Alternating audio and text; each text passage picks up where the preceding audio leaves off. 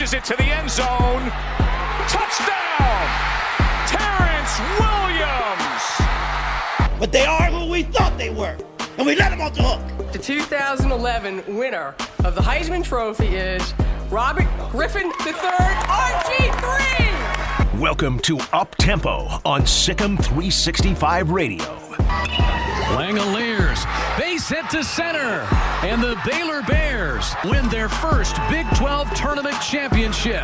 Their fat little girlfriends are telling them what they want to hear, which is how great you are. I'm a man. I'm 40. Call us on the Impact Health Labs caller line at 254-339-1122. Hello? You play to win the game. Yep, just ready for OU. You can't handle the truth. Here's Drake Toll. Happy Wednesday, everybody. It is Up Tempo today, 11 bells in the AM, and we are live from the Petty Clinic Low T Bears Den today, breaking things down across Baylor athletics. Let me tell you what, Baylor men's basketball was back last night. They were back for about 5 or 6 minutes, but they weren't back for the first, 35 or so. I made note last night that the mayor of Ames, Iowa, made a press release somewhere around midway through the game that said, hey, can we go ahead and shorten NCAA basketball games to 35 minutes? And, of course, the Big 12 said no. Bob Bowlesby, in a move that benefited Baylor for the first time ever, said no. But if it would have been 35 minutes last night, Iowa State would have had the best of your Baylor Bears. But Adam Flagler was too much down the stretch. Rasir Bolton went absolutely off. Harris and Bolton both. Tyler Harris, Rasir Bolton were stupid good last night. Iowa State was 7 for 10 in the first half, shooting from deep. And they gave Baylor a run for their money. There were times that for the first time this season, last night, I was legitimately worried that Baylor was going to lose a basketball game. They were down 65-64 with under 5 minutes to play. They were down at the 8-minute media timeout. They were up by 1 at the 4-minute media timeout. Things were too close for comfort, but you had a team last night that had not played a game in 3 weeks, okay? 2 days of practice going into this and a walkthrough. How can you expect Baylor to come out and look like what they were? Granted, they were playing Iowa State. Iowa State now 2-17 overall, 0-14 in Big 12 play. But look at a team like Oklahoma. Oklahoma went on the road and absolutely pounced Iowa State in the first half. Ended up only winning by 10, so Iowa State had some momentum coming into the Baylor game. And then Oklahoma goes on the road to Kansas State last night. And I don't know if you saw it, but Oklahoma, a top 10 team, lost to Kansas State on the road yesterday. Kansas State, they're very bad at basketball. They have now 3 Big 12 wins, one of them being a top 10 team in the country, Oklahoma. And with Oklahoma's loss and then Texas beating Kansas last night, Baylor has garnered even more separation in the Big 12. Baylor is now 18-0, which is their best start in program history. Thank you, Scott Drew. Surpassing 2011-2012, that was 17-0. 18-game win streak is the second longest in program history. Dating back last year, they had a 23-game win streak. And Baylor's streak of 17 consecutive wins by 8+ points was snapped by who but Iowa State. 23.5-point line yesterday, and it didn't happen, but Baylor gets the win. They remain unscathed, 18-0, 10-0 in Big 12 play. We have the highlights from last night as we're breaking things down today, also on Up-Tempo. Bear Games question of the day today. What is the most quotable movie of all time? Now, this can be subjective, too. If it's a movie that you can quote really well, so like I National Lampoon's Christmas Vacation. Grace passed away 30 years ago. I can quote most of that movie. Is it the most quotable of all time? I don't know. Maybe. I would probably put it up there close. But like The Incredibles, we talked about The Incredibles yesterday. Nuckips. That's on the board. You can pick The Incredibles, too. But we're asking today the Bear Games question of the day, the most quotable movie of all time. And then the Cowboy and the Red Raider are meeting. Not only that, we got a full guest list today at 11:15. Cooper Dawson joins the show. And you say, Cooper Dawson, that's the stud for the men's tennis team. And I say, you're right. That's exactly who he is. But last night, in the middle of a timeout against Iowa State, Baylor-Iowa State game, Cooper Dawson proposed to his girlfriend, Ashley, who's a cheerleader. She said yes. Cooper, less than 24 hours after proposing to his now fiance, joins the show at 11:15. Acrobatics and tumbling, Kate Puentes. They open their season, Mary Hardin Baylor, this Saturday. She joins the show at 12:05. And then at 12:30, from the equestrian team, Clara Johnson. They play Oklahoma State Saturday. It's a packed day. J.D. Pickell is taking his dog to the dog park at 11 bells today, but he's going to join us at 1 o'clock. These, though, the highlights from last night's win. Baylor 77, Iowa State 72. Guess who's back? Second-ranked and undefeated Baylor, returning from a 21-day hiatus due to COVID-19 protocols. Iowa State in transition. Coleman lands. Oh. That's swatted by Vital. That was a 4-assist game. I mean, granted, yeah, they haven't won, but that's an impressive stat line. Flagler in his own zip code. He splashes in the three.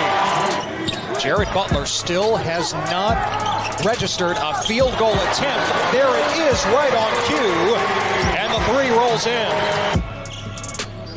A couple of missed threes, one by Bolton near the end of the shot clock. Jared Butler with the three. Hey, that was a tough finish right there to hang in the air. Money from Jared Butler, his third three. Slide over to try to contest that. So take away the jumper first and foremost, but let the big clean up everything else.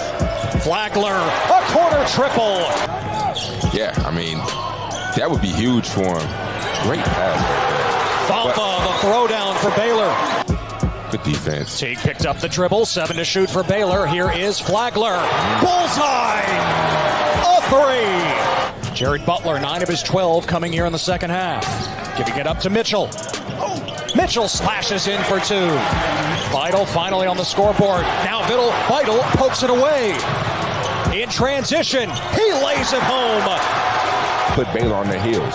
Bolton with space. Oh, erased by Vital. Butler against Coleman lands. The scoop. Jared Butler is made for this moment. 77-72 is the call.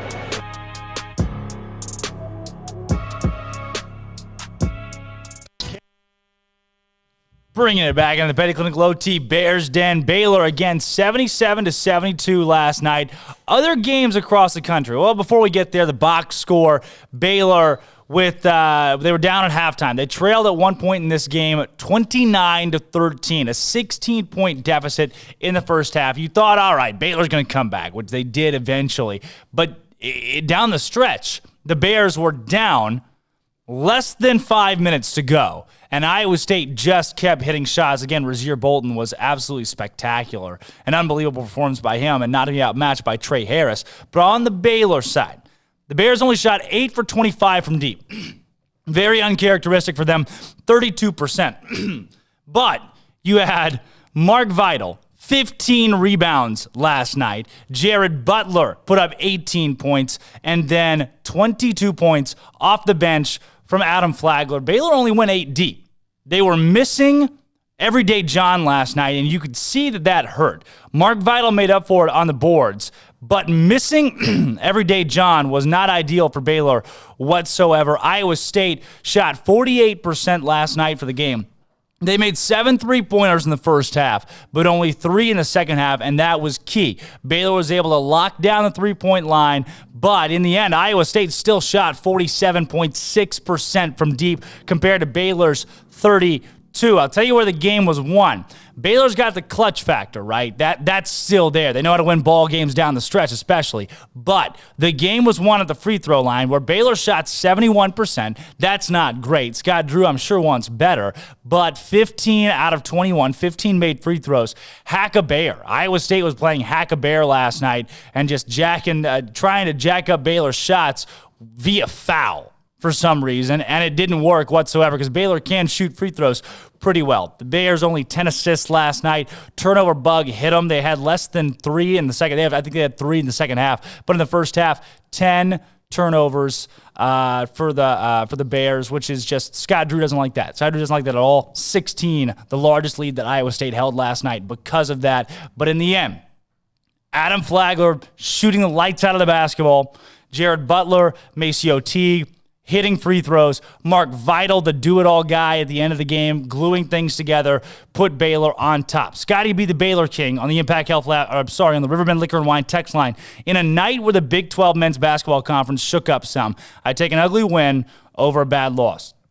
As for the next game, starting with Kansas, I hope EJ is back. Hopefully he will be. We don't have any idea really yet if he will or will not. But he was on the bench last night, meaning that he's cleared the COVID protocols from a disease standpoint. Now the heart testing, the physical tests that he has to go through to see, okay, can EJ return to the court? Those will come in the following days. And hopefully everyday John returns to basketball. But like we mentioned earlier, far and away you'd rather be Baylor last night, narrowly escaping a bad Iowa State team, than be Oklahoma, who didn't escape a bad Kansas State team. Kansas State improved to 7-18. 7-18. That is a bad record.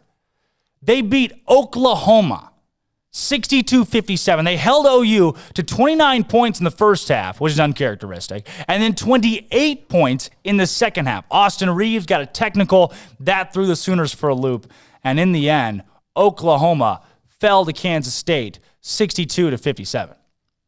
Not only that, Michigan State, 12-9 now. I don't think Michigan State's going to make the NCAA tournament. They might, though. They might at this point. They won against Indiana on the road. Last night, they led Illinois 36-26 at halftime. Number 5, Illinois, who is maybe the hottest team in the Big Ten, coming into the game last night. Them, Michigan, and Ohio State have been so good. They lose on the road 81-72. So, yes, ugly win. And you wanted to see more from Baylor last night. But this team's not completely indestructible, all right? And coming off a 3-week break, 2 days of practice, Georgia Tech last night, they went on the road. Virginia Tech, number 16 at home. They had just gone on the same COVID break that Baylor went on, maybe even less, 2 weeks. Georgia Tech beat them 69-53, a 16-point win at VTech. That's what COVID does to these teams. That's what it does. It puts you out of the loop.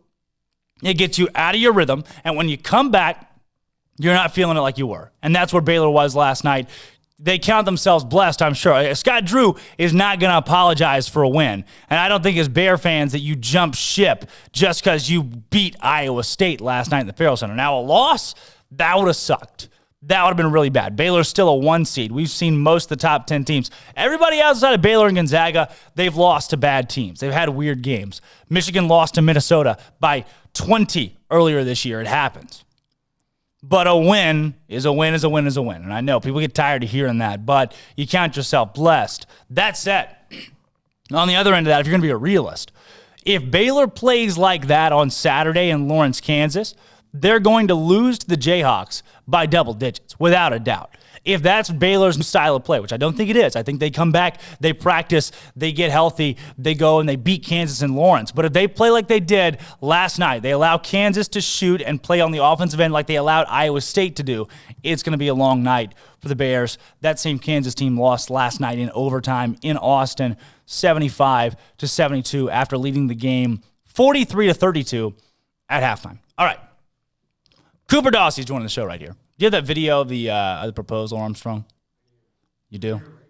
Huh? I think we're going to come back. We're just going to roll right with it. We're going to roll right with it. So, Cooper Dossey, star of the Baylor men's golf team, senior star of the Baylor men's golf team, came back this season. We talked to one of his teammates just a couple weeks ago. Cooper last night decided to do something that, and Armstrong mentioned it. What a time to do it, too, in the middle of the Iowa State game, Baylor, the first game back. And we'll ask him. I'd love to know how long he waited to do this with the COVID break that Baylor men's basketball took. But Cooper Dossey took the next step and made a pretty big decision last night. Here's the video.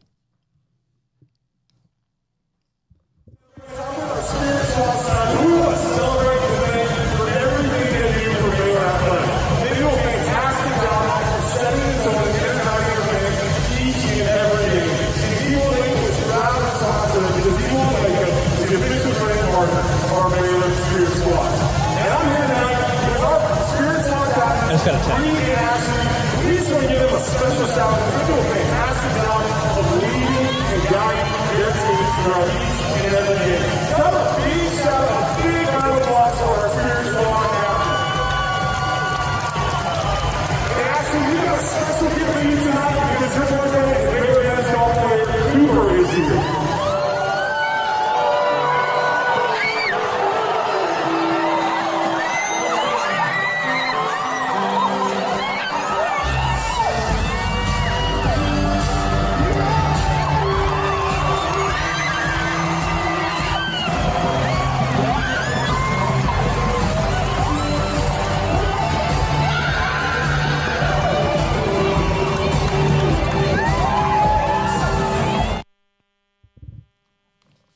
All right, welcome back into the Petty Clinic Low T Bears Den again. Cooper Dawson will join us momentarily. We'll hit a break and be right back with Baylor men's golf and the newly engaged Cooper Dawson.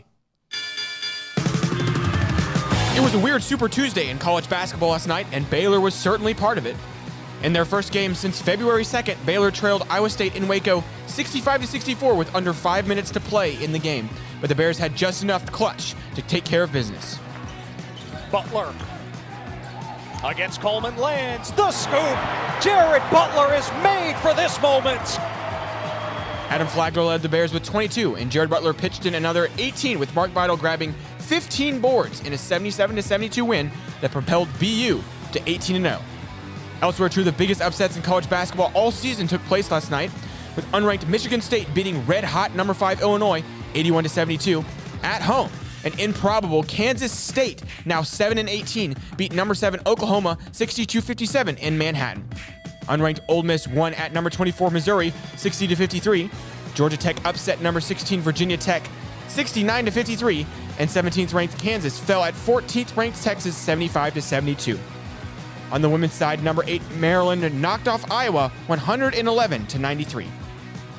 And it's a solid day in Baylor athletics with women's basketball, softball, and men's tennis all playing games in Waco tonight. I'm Armstrong Sims, and that's all the news that is news in college sports. This has been Armstrong's Minute on SicEm365 Radio's Up-Tempo. With more than 160,000 alumni worldwide and counting, the Baylor family is growing. And through the university's expanded Baylor alumni program, the family is growing closer. With hundreds of local volunteers planning events in cities and towns around the country, you can gather with fellow Bears no matter where you are.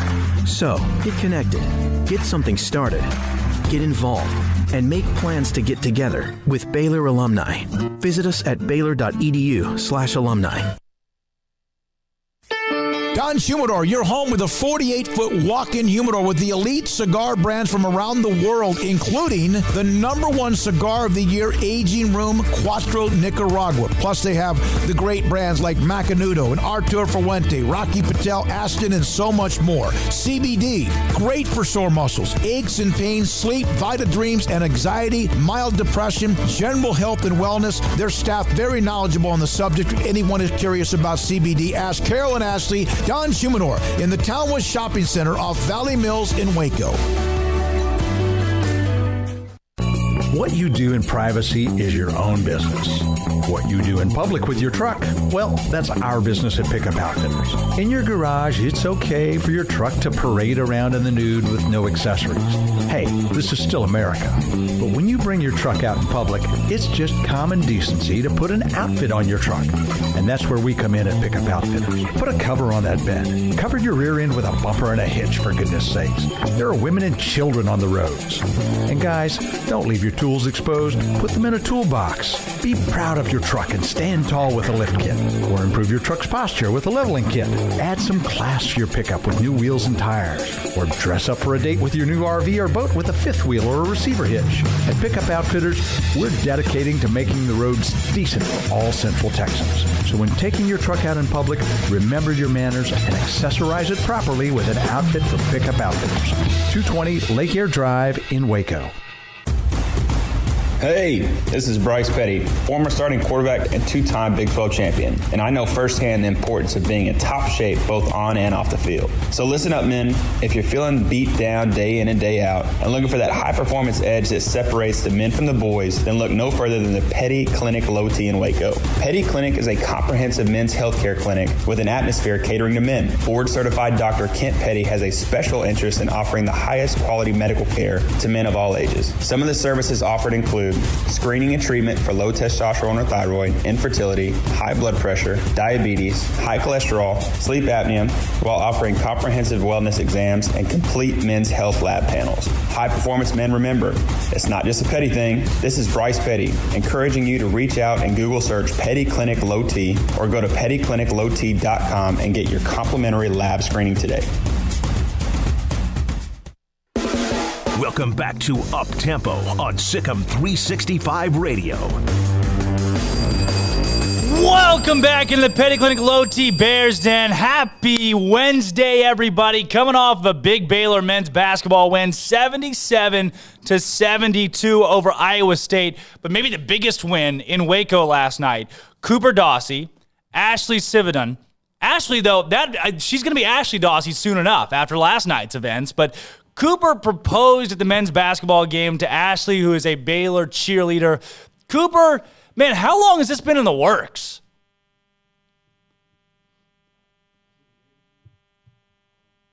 Known about it for almost 2 months now, and it's been nearly impossible to keep it a secret. But I'm just thankful that it went smoothly and that she had no idea the whole time, and it was amazing. So, Ashley, we just saw the video of everything going down last night, and Nate pulls you guys over, and he's just introducing you as cheerleaders and thanking the captains, and then, bam, you turn around, and there's Cooper. Walk me through that moment. Yeah, honestly, it was super unexpected. I was not expecting it at all. Cooper and I had obviously discussed our future, but I would have never picked a Tuesday basketball game, let alone in the middle of a basketball game. But when I turned and saw him, I was like, oh my gosh, there's no way this is happening right now. This is totally made up. And then I kept backing away, I think because I was so nervous, and I was like, wait, what's happening right now? And so honestly, I was very shocked, but also very excited. And so it was a really cool moment, and we'll never forget it. Cooper, everyone that proposes wants to find something interesting and unique and a way to surprise their would-be fiance. And Ashley just said it. She never would have thought on a Tuesday at a men's basketball game. And so you nailed it. What, how did you come up with that? Well, I figured that she'd be set on it being on a weekend. And so I figured maybe there's a way I can get it to be on a weekday. And it happened to be that this game was not during a tournament or anything. And it was perfect timing. And it was her last game to cheer too, and so I figured it'd be easy to get her family down to see her last game without her having any suspicions, and so it went absolutely perfect. And I'm super thankful that this was the first game back from the COVID break. Yeah, Cooper, we talked about that off the air. You had this in mind. Did you plan this a couple weeks ago and COVID kind of threw it for a loop, or really where were you with the whole idea that, man, are they even going to play because of COVID? Yeah, so it's always been the 23rd, like I said, but the last 2 or 3 weeks have been super stressful because I was like, is this going to happen? Like, am I going to have to make another plan? This was going to be awesome. And so not until probably the end of last week when David K contacted me and said it was full go is when it kind of hit me. And I've been pretty stressed the last week just trying to keep it away from her. But honestly, David K did a great job helping me out. And I'm just so excited that it ended up going so great. Now, Ashley, were both families able to be there? And if so, what was that like for you getting to share that moment with your family? Yeah, so my family is from Houston, and they actually drove in for the game last night to celebrate my last game. And totally planned to stay the night. Never crossed my mind that was weird. And Cooper had mentioned to me that before the game, he had a ticket and he was going to go. So when we got to the game, I was looking for him and I didn't see him. And I was like, oh, maybe something came up with golf. And so they all got nervous because I was looking around a lot thinking that I had seen them, but I was really just trying to see if he was in the stands. And so then when I saw his family there too, I was immediately emotional. And I'm not a big crier because I think I'm stubborn with it. But when I saw the families, I was so excited because not only did we just get to celebrate my last game, but a really special moment, and to see my future in-laws and people that feel like family already, I was like, this is the best day ever. I'm so excited. Cooper, everybody that proposes talks about the nerves that go into it. Walk me through that for you. Well, that was the longest first half I've ever been to in my life. I can't tell you anything that happened in the first half. I don't even know what the score was. I literally was looking at the clock the whole time, waiting until it hit, I think it was 5 or so minutes. And it didn't really hit me until the girl took me to the correct section, and we're going over there, and I've got to stay hidden. And as soon as I got to the top of the stairs, I just started shaking, and I've got a stutter too. And so I was really worried that I was going to come out. But, I think as soon as I got on my knee, everything kind of calmed down, and it was amazing. Ashley, it's a story that couples tell for their entire lives, how they got engaged. And you'll be asked that question, I'm sure, the rest of your life. And you get to tell this story. Is this really a dream scenario for you? Is this just a cool moment? No, okay. Honestly, I am someone who has dreamed of my wedding since I was like 7, but I would have never put this together, like ever. I would have never thought to do it this way. And so not even is it just a cool moment, I just think it's a dream that I never even dreamt of. Like I didn't ever think that was opportunity or reality. And even just COVID right now, that just never crossed my mind. And so not only is it a cool moment, but I think that it's a dream that truly no girl seriously thinks like, oh, this could happen to me. And so it's just a really, really special moment. And I think it'll be a really cool story to tell. I think it'll come off as surreal, but it was definitely real, which is awesome. And then, Cooper, was there anybody in on this from your buddy's standpoint, guys on the golf team or friends of yours that were at the game or hyping you up? Who all was on the inside? A lot of people, actually. And that was what was most stressful, is I can't control their words and everything. And so I was just scared that they were going to accidentally say something. But it was some buddies from high school, my teammates, her teammates, her best friends, her roommates. There was a lot of people in on it, and they all did a great job, and they just mean a lot to us. And I'm just super excited that all those people got to be there. And then Ashley getting engaged. Now, what was the reaction immediately, whether it be social media, texts, calls that you got when people found out, holy cow, she's engaged? Yeah, no, honestly, I had no emotions. I just looked at them and I was like, so do I keep cheering or do I talk? Like I didn't know what to do. And, my coach immediately was like, you can leave, like, you're more than welcome to leave. And I was like, but this is my last time. And I didn't know, but they didn't want me to leave because they were planning a little cakes and stuff like that for me to have after. So it was really sweet. But I got a lot of texts, and which means a lot, and just showing that people cared, and FaceTimes. But I still don't know if I have emotions towards it yet. I feel like I haven't processed it. I was up at 5 a.m. for practice this morning. So I'm like, I'm not there yet, but I think in a couple of days I will be. But honestly, I know I'm excited and I am very thankful, but I don't know if I have words to describe how I'm feeling right now. Oh my gosh. Yeah, you guys are like 14 hours past it right now. I can't imagine how fresh that is. But thinking back way past that, Cooper, I mean, when your first brainstorming idea is like, oh, am I going to take her to Cameron Park, or we're going to go to Suspension Bridge? How did you land on this? Is this an original idea? It was my mom and dad. It was their idea, actually. My mom wanted me to get in the bear costume and take like the hat off and propose that way. But I couldn't do that. I just couldn't get myself to do that. And so my dad, he was either like do it at the basketball game or do it at the golf facility, something like that. And I thought the basketball game was perfect because it was the easiest to get everybody there. And so I wish I could say it's my first idea, but really it's my dad's. You know, Ashley, I would be remiss if I didn't bring up the fact that Cooper is not just a golfer, but one of the best golfers, not just at Baylor, but in the country. I mean, a 2-time All-American. Walk me through Cooper's golf game, and do you think you could beat him in a round of 18? Oh, easy. Ever since we started dating, my golf game has seriously gotten so good. I mean, I feel like I teach him now. But no, he is awesome at it, and that's something that's always been really cool. I mean, from the get-go in our relationship, I had to take it upon myself to realize, like, it's not that he doesn't care. It's just golf is important. If that's what he wants to pursue, I'm all in for it and all for supporting him through it. And so I feel like I've gained a better knowledge of golf since dating him. I had no knowledge prior to dating him, but it's cool to still be learning, and I love watching him chase his dreams. And then Cooper, on the other side of that, you're dating a cheerleader, man. I mean, that's everybody grows up like, I'm going to date a cheerleader one day. Talk about Ashley and her. I mean, she's been a Baylor athlete too. Yeah, I think it's important to know that golfers are athletes too, and we can date cheerleaders.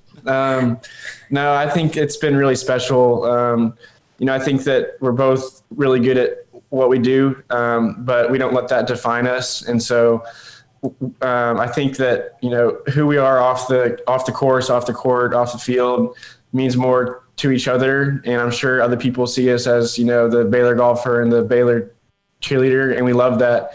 But I'm just thankful for the relationship that we have, outside of our sport as well. But she's great at what she does. I can't flip to save my life, not even on trampoline. She's still trying to teach me that, but I'm sure I'll get there one day. Ashley, I kind of want to focus and hone in, too, on just the relationship side for you guys, both being Baylor athletes and now engaged as of last night. Where did you guys meet, and when did you know, man, this is the guy that I want to propose to me? This is so funny. Okay, so Cooper and I was dating a different guy my freshman year of college, and I had gone to vertical with one of my best friends, and Cooper and I actually sat next to each other, behind each other both times, having no idea who he was. And then at the end of my freshman year, I and my ex-boyfriend decided that it wasn't for us anymore. And so on my, I guess it's my 19th birthday, I get this DM from Cooper, and it's like, happy birthday. And my friend knew him, but I did not. So I immediately screenshot it and sent it to her. And I'm like, who is this guy? And so we kind of started having small talk from there, and we would talk every once in a while on the phone. And then we didn't actually hang out because my birthday's in the summer. So we didn't actually hang out till we got back in August for the school year. And he comes over one night, and we just hang out, and we talked for like 4 hours. It was crazy. And it was like the coolest conversation ever. And actually the next day I was talking to one of my best friends at the time, Mackenzie. She still is my best friend. We were living together, and she's like, so Ashley, what do you think of him? And I was like, okay, hear me out. But this is the guy I'm going to marry. And I was like, whether it's tomorrow or in 6 years, that's who I want to end up with at the end of the day. And she was like, Ashley, you're totally crazy. You met him once. And I was like, no. And so then she met him a couple dates later, I guess more towards Cooper and I first started dating. And she looked at me one day and she's like, Ashley, that's who you're going to marry. That's the man. He is incredible. And so honestly, it sounds like a big fairy tale because I think it kind of is, but I think it just is really special. And I mean, God's timing in it is insane. It's a beautiful thing. And I'm so thankful for the way that it worked out. And I'm thankful that he told me happy birthday. Cooper, was that a strategic happy birthday message? I'm just kidding. Yeah, kind of. I mean, I thought she was pretty, and I just went for it. And so, I think it's definitely something that I'm thankful that I did, because, we got to become friends first and really understand who we were and have good, conversation. And so I'm thankful that I sent that direct message, even though I'm sure some people will give me some crap for that. Cooper, how long ago did you know that, all right, this is the girl I'm going to propose to and marry? Yeah, my parents have always taught me to always pursue girls with the intention of marrying them. But I think I had to, own that myself. And, when I met Ashley, I was in a really good place in my life. And we've always dated with the hope to marry each other. And so I'd say we got more serious about it probably last summer. We started having some more serious conversation. And then with the timing of COVID and everything and me coming back for another year, it just made sense to do it this spring. And, you know, I think it's been something that I've always thought of since we started dating. And I'm just really excited that, you know, God's plan worked out the way that it did. Wow. Well, what is, and maybe you don't know, again, 14 hours next, but now the proposal, and you're both Baylor athletes, still both Baylor students. Cooper getting your master's right now. What's next for you guys? You know, I honestly would say probably graduation for me first. Cooper's pursuing a master's right now, but I'm in my last year of undergrad. So focusing on that and graduating on time is probably my number one goal. But then I think planning a wedding, we haven't even talked months or days. And so many people are asking and I'm like, I don't know. But probably that. And then just, you know, seeing where God wants to lead us after we graduate and pursuing it in that manner. Chicken or steak, Cooper? Steak. 100%. All right, you guys, before I let you go, we got our Bear Games questions of the day on this show. While every guest or caller we bring on, we always ask them a little bit here or there outside of the realm of sports or whatnot. Today's Bear Games question of the day, maybe you'll learn something about the other with this one. What is one movie that you can quote almost all the way through? The one movie you can quote the best? It's like Home Alone 2. Home Alone 2? I would say Home Alone 2? Actually, that's so obscure. Why Home Alone 2? Well, I have a little brother who's autistic, and he loves that movie. So during the holidays, that's all we watch, and he quotes them back to me. So we say the quotes back and forth to each other. Oh, my goodness. I also have a little brother who's autistic. And so every VeggieTales song ever, right there, like off the dome. Awesome. Cooper, what's yours? I'm not a huge movie guy, to be honest. But gosh, I really can't think of one. Maybe Elf or something. Yeah, Elf makes sense. Christmas movie, because we watch those every year, but I'd say those. I love it. You guys, thanks so much for coming on the show today, and congratulations on being engaged. Cooper, that's awesome, man. Let's go. That's absolutely awesome. It's a pleasure to have you both on. Thanks for having us. Thank you so much. Yeah. Again, that's Cooper and Ashley. Cooper, a Baylor golf player, a two-time All-American, and Ashley, a Baylor cheerleader. And now they are engaged. Last night, Cooper popped the question at the Baylor men's basketball game and slipped the ring on Ashley's finger. I'm Drake Toll. That's Armstrong Sims. Rob Solon's in here today. That's new. Bring it on. Welcome on to Up Tempo. Guys, we're going to hit a break with Armstrong's Minute and be right back on Up Tempo, breaking down more Baylor men's basketball. Up next, we're going to hear from Scott Drew, Adam Flagler, and Mark Vidal post-game last night of the win against Iowa State. This is Up Tempo. It was a weird Super Tuesday in college basketball last night, and Baylor was certainly part of it. In their first game since February 2nd, Baylor trailed Iowa State in Waco 65-64 with under 5 minutes to play in the game. But the Bears had just enough clutch to take care of business. Butler against Coleman lands the scoop. Jared Butler is made for this moment.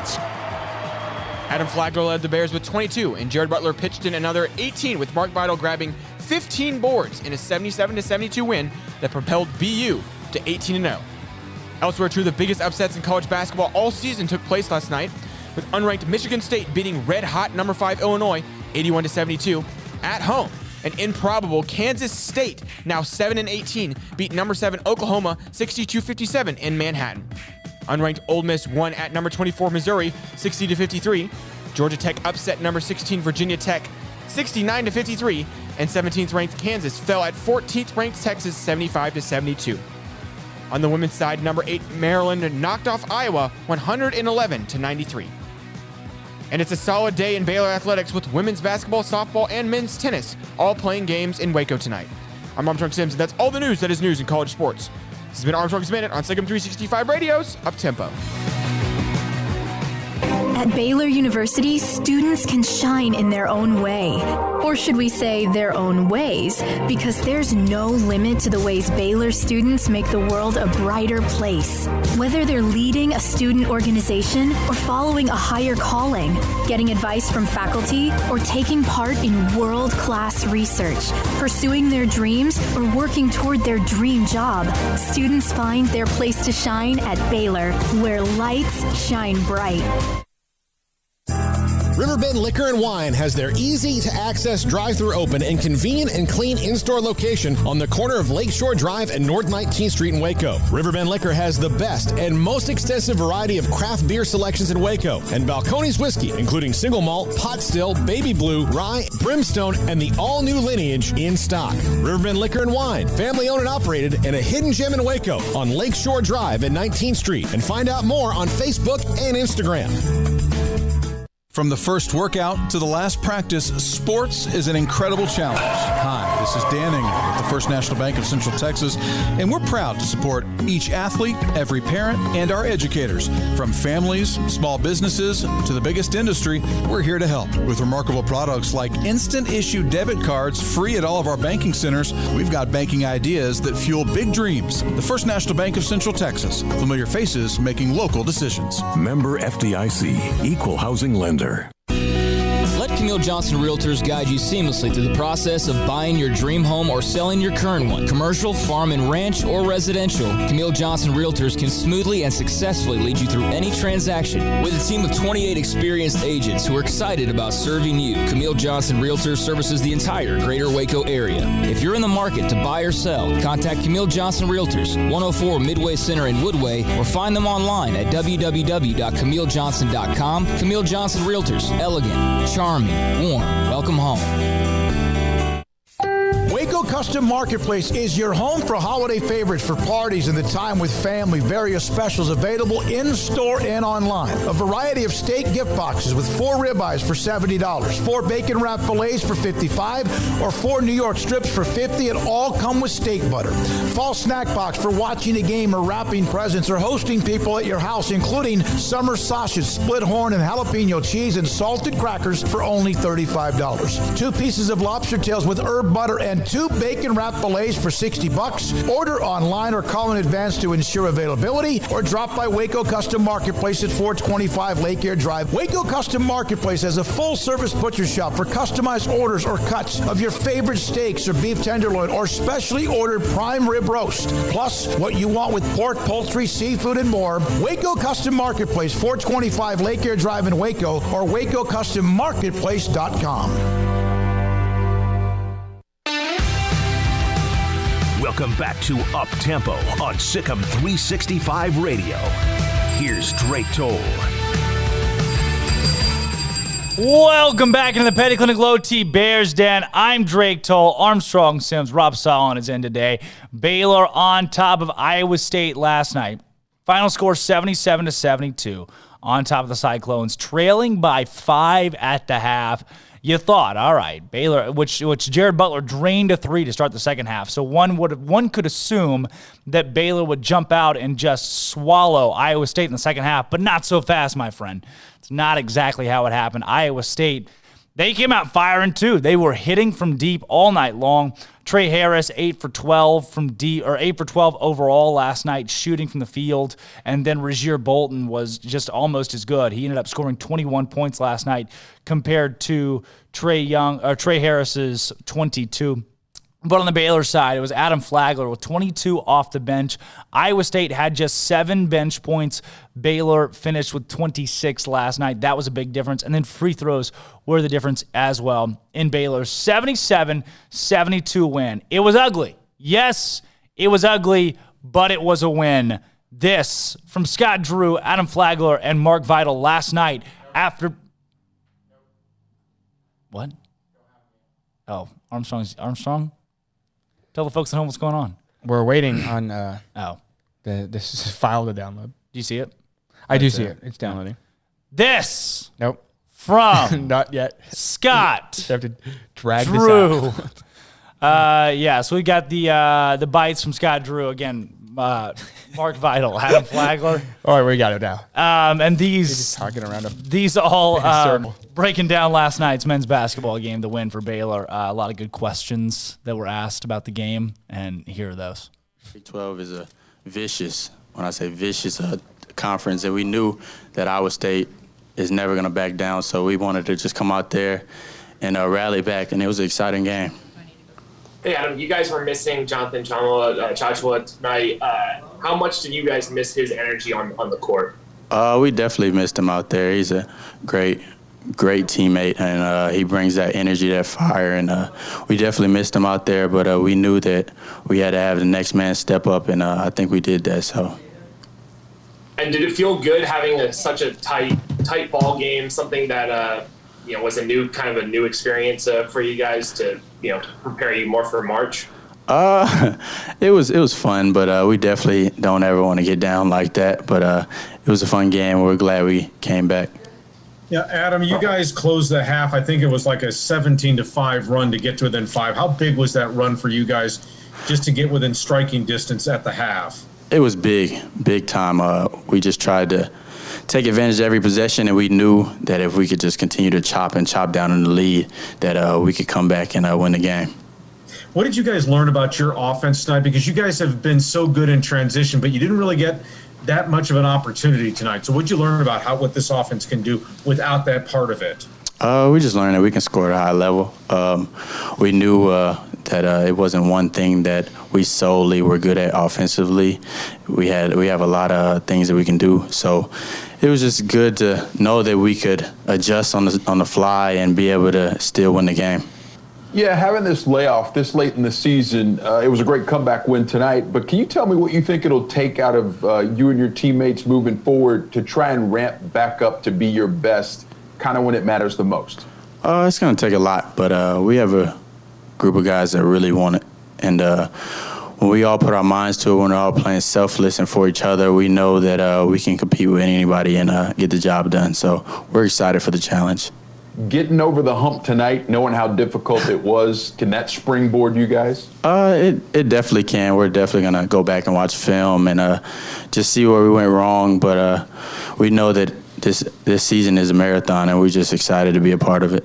First and foremost, really excited to win, really excited to be back. And obviously, does 3 weeks affect your play 100%? But at the same time, I think Iowa State deserves a lot of credit. They 10 for 21 from the field, 29 for 60. I mean, they shot it well, really competed. And I know you look at their record, but it's not indicative of how well coached they are and how much they compete and fight. And most games this year, they're either leading or right there with 5 minutes to go or 10 minutes to go in the second half. So great win for us today, and excited that we were able to get some rust off and get back on the court. Scott, did you feel like it took a while for you guys to get your legs under you? Well, I don't think we have them under us yet. It'll take a couple more days of practice. Hopefully it doesn't take a couple more games. But, again, teams coming off pause, there's a variety of reasons you come off a pause. The ones that I think ours is probably similar to Louisville's. What did you feel like it said about your team to come back from that big a deficit, to have the poise to hang in there? Well, I think it really showed a lot of heart from our guys. I mean, I've talked to a lot of coaches that have had long pauses, and for those that have had it for reasons like us, normally they say 3 games until you're normal. Coach Hill was struggling to score early, and then Adam Flagler came in and really gave you all a spark. How important was he today coming off the bench? Well, he was really, really important. You remember, he was gone from the team a little bit earlier in the year, and he knew what the guys were going through. So he's been working really hard, and was excited to contribute and help. And he did a great job giving us a spark. And I thought defensively, especially second half, he picked it up. And I'd like to blame the offense in the first half on Smokey, because we listened to him a lot, and that we won't do that again. Coach, I think you guys had 9 turnovers about midway through the first half, and you guys finished with 12. What from your vantage point, what did you see that was the cause for that? Whether scheme? Yeah. Yeah, I think. Well, I always got to give the other team credit. I thought Iowa State had a great game plan. They played really intense and did a great job. But definitely, the more we settled in and we looked a lot more like ourselves as the game wore on, and that's important because you can't. We gave up way too many transition points that allowed them to get that early lead, and that's always a big concern from every coach coming back from extended break is don't turn it over, and can you get back in transition? Scott, can you try to put into perspective what you guys just did? Not just winning the game, but how you had to battle back, but also what you've been through for 3 weeks. Can you put it into words?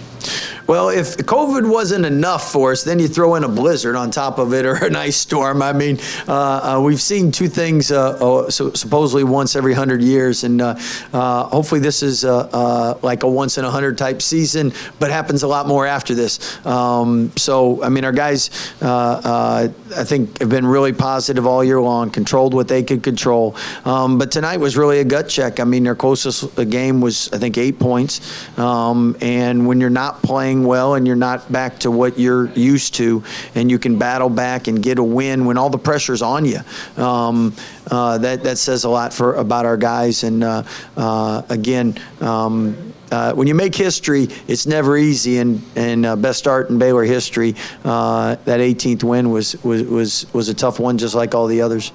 Scott, what are your thoughts just on how this whole thing's going to play out with now that the schedule's been released and it looks like you're playing 14 games? I mean, I know it's not ideal, but no, I mean, we all want to play all of them, and at the same time, I know.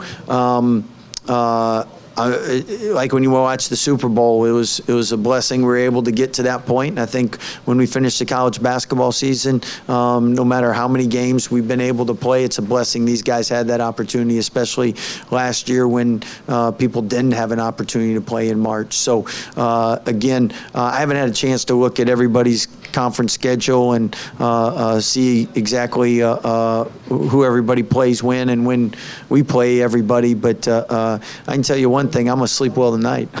What about as it relates to the Big 12 title? Is the goal just to mathematically make it obvious that no matter how many games you played, Well, I mean, right now, every team wants to win the next game. So, I mean, to say we want to win one more, two more, three more. I mean, we're really focused on each and every game, finding a way to go 1-0, and if we do that, that's how you get to the top of the mountain. And I know we aren't going to stop with how we've been addressing that. Mark, with Everyday John being out, did you feel like you had to really step up, especially on the boards? Yeah, for sure. Coach Drew always say next man up.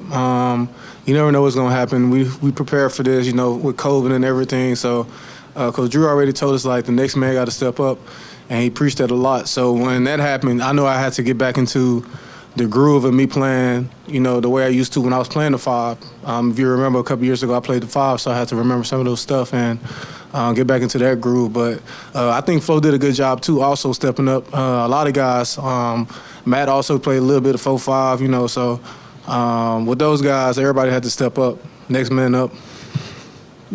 Your block in the last minute, what happened on that play? What did you see? I had a couple blocks. Which block are you talking about? Yeah, I guess you did. What block? One about 2 minutes left. Do you remember that one? Or? I remember one I spiked real hard, and I remember one towards the end where I hit it out, and Maceo, I guess, grabbed it and hit it off the guy. Is that the one you're talking about? Yeah, I think so. Yeah, so I basically just try to read. I always tell the guys, to ride the hip, and I can't give you the details because the team going to probably see this, but, I tell them to ride the hip, and I watched LeBron do a lot of it, and so I just try to base a lot of stuff off of that. And Maceo being a smart player, he knew once I hit it, he runs to the corner and he threw it off the man. So that's a vet move right there from Maceo. Thanks. That changed the game. That Maceo throw off changed the game. Can you just describe the emotions of you guys tonight coming into this, and how excited you were to get back on the court, and also just physically how long it took before y'all were feeling like yourselves again? I can tell you now that we were so excited. Once we got the schedule and knew what we were doing, we was going to play. But we also knew that it was going to be a tough game. That we was coming back from being off for 21, 22, something like that.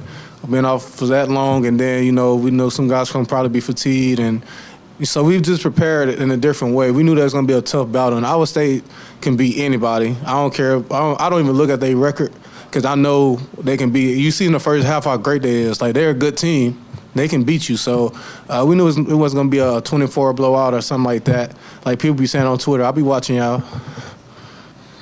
Mark, you said that block and Macio's throwing off the guy changed the game. There was another play, stretch of plays a few minutes before that with about 5 minutes left where you got a foul shot and then on defense possession got a steal to spark a fast break where you finished with a layup. And Iowa State called a timeout. That really seemed to change the game. I just wanted to see if you could comment on that and how that felt like when, in the moment. Right. So, like I said, I really think, to be honest, I feel like we had a lot of different plays where everything was changing. I mean, they had one play with Devion, the guys tried to switch and Devion got a steal. He poked from the back. And then they had a steal when Adam was just coming in and spraying.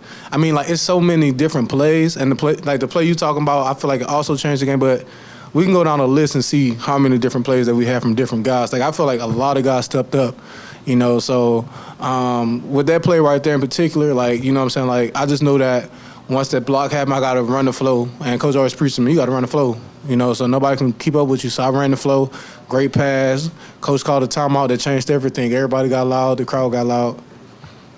If they answer your question, that's good. Yes, sir. Yeah, fair enough. It was a good point. And then I just wanted to touch base. It was very noticeable that all the haircuts, it seemed like you and a lot of other guys had really good-looking haircuts. You like it? Was that a coordinated effort, or it looked good on camera? Oh, man. I had to do something different, man. I had to go back to my freshman year, and, so I had to do that. But you see Jackson and Matt with the mullets. That's the Muller brothers, man. That's the Muller brothers. They trying to get, Zach and some other guys. They recruiting right now.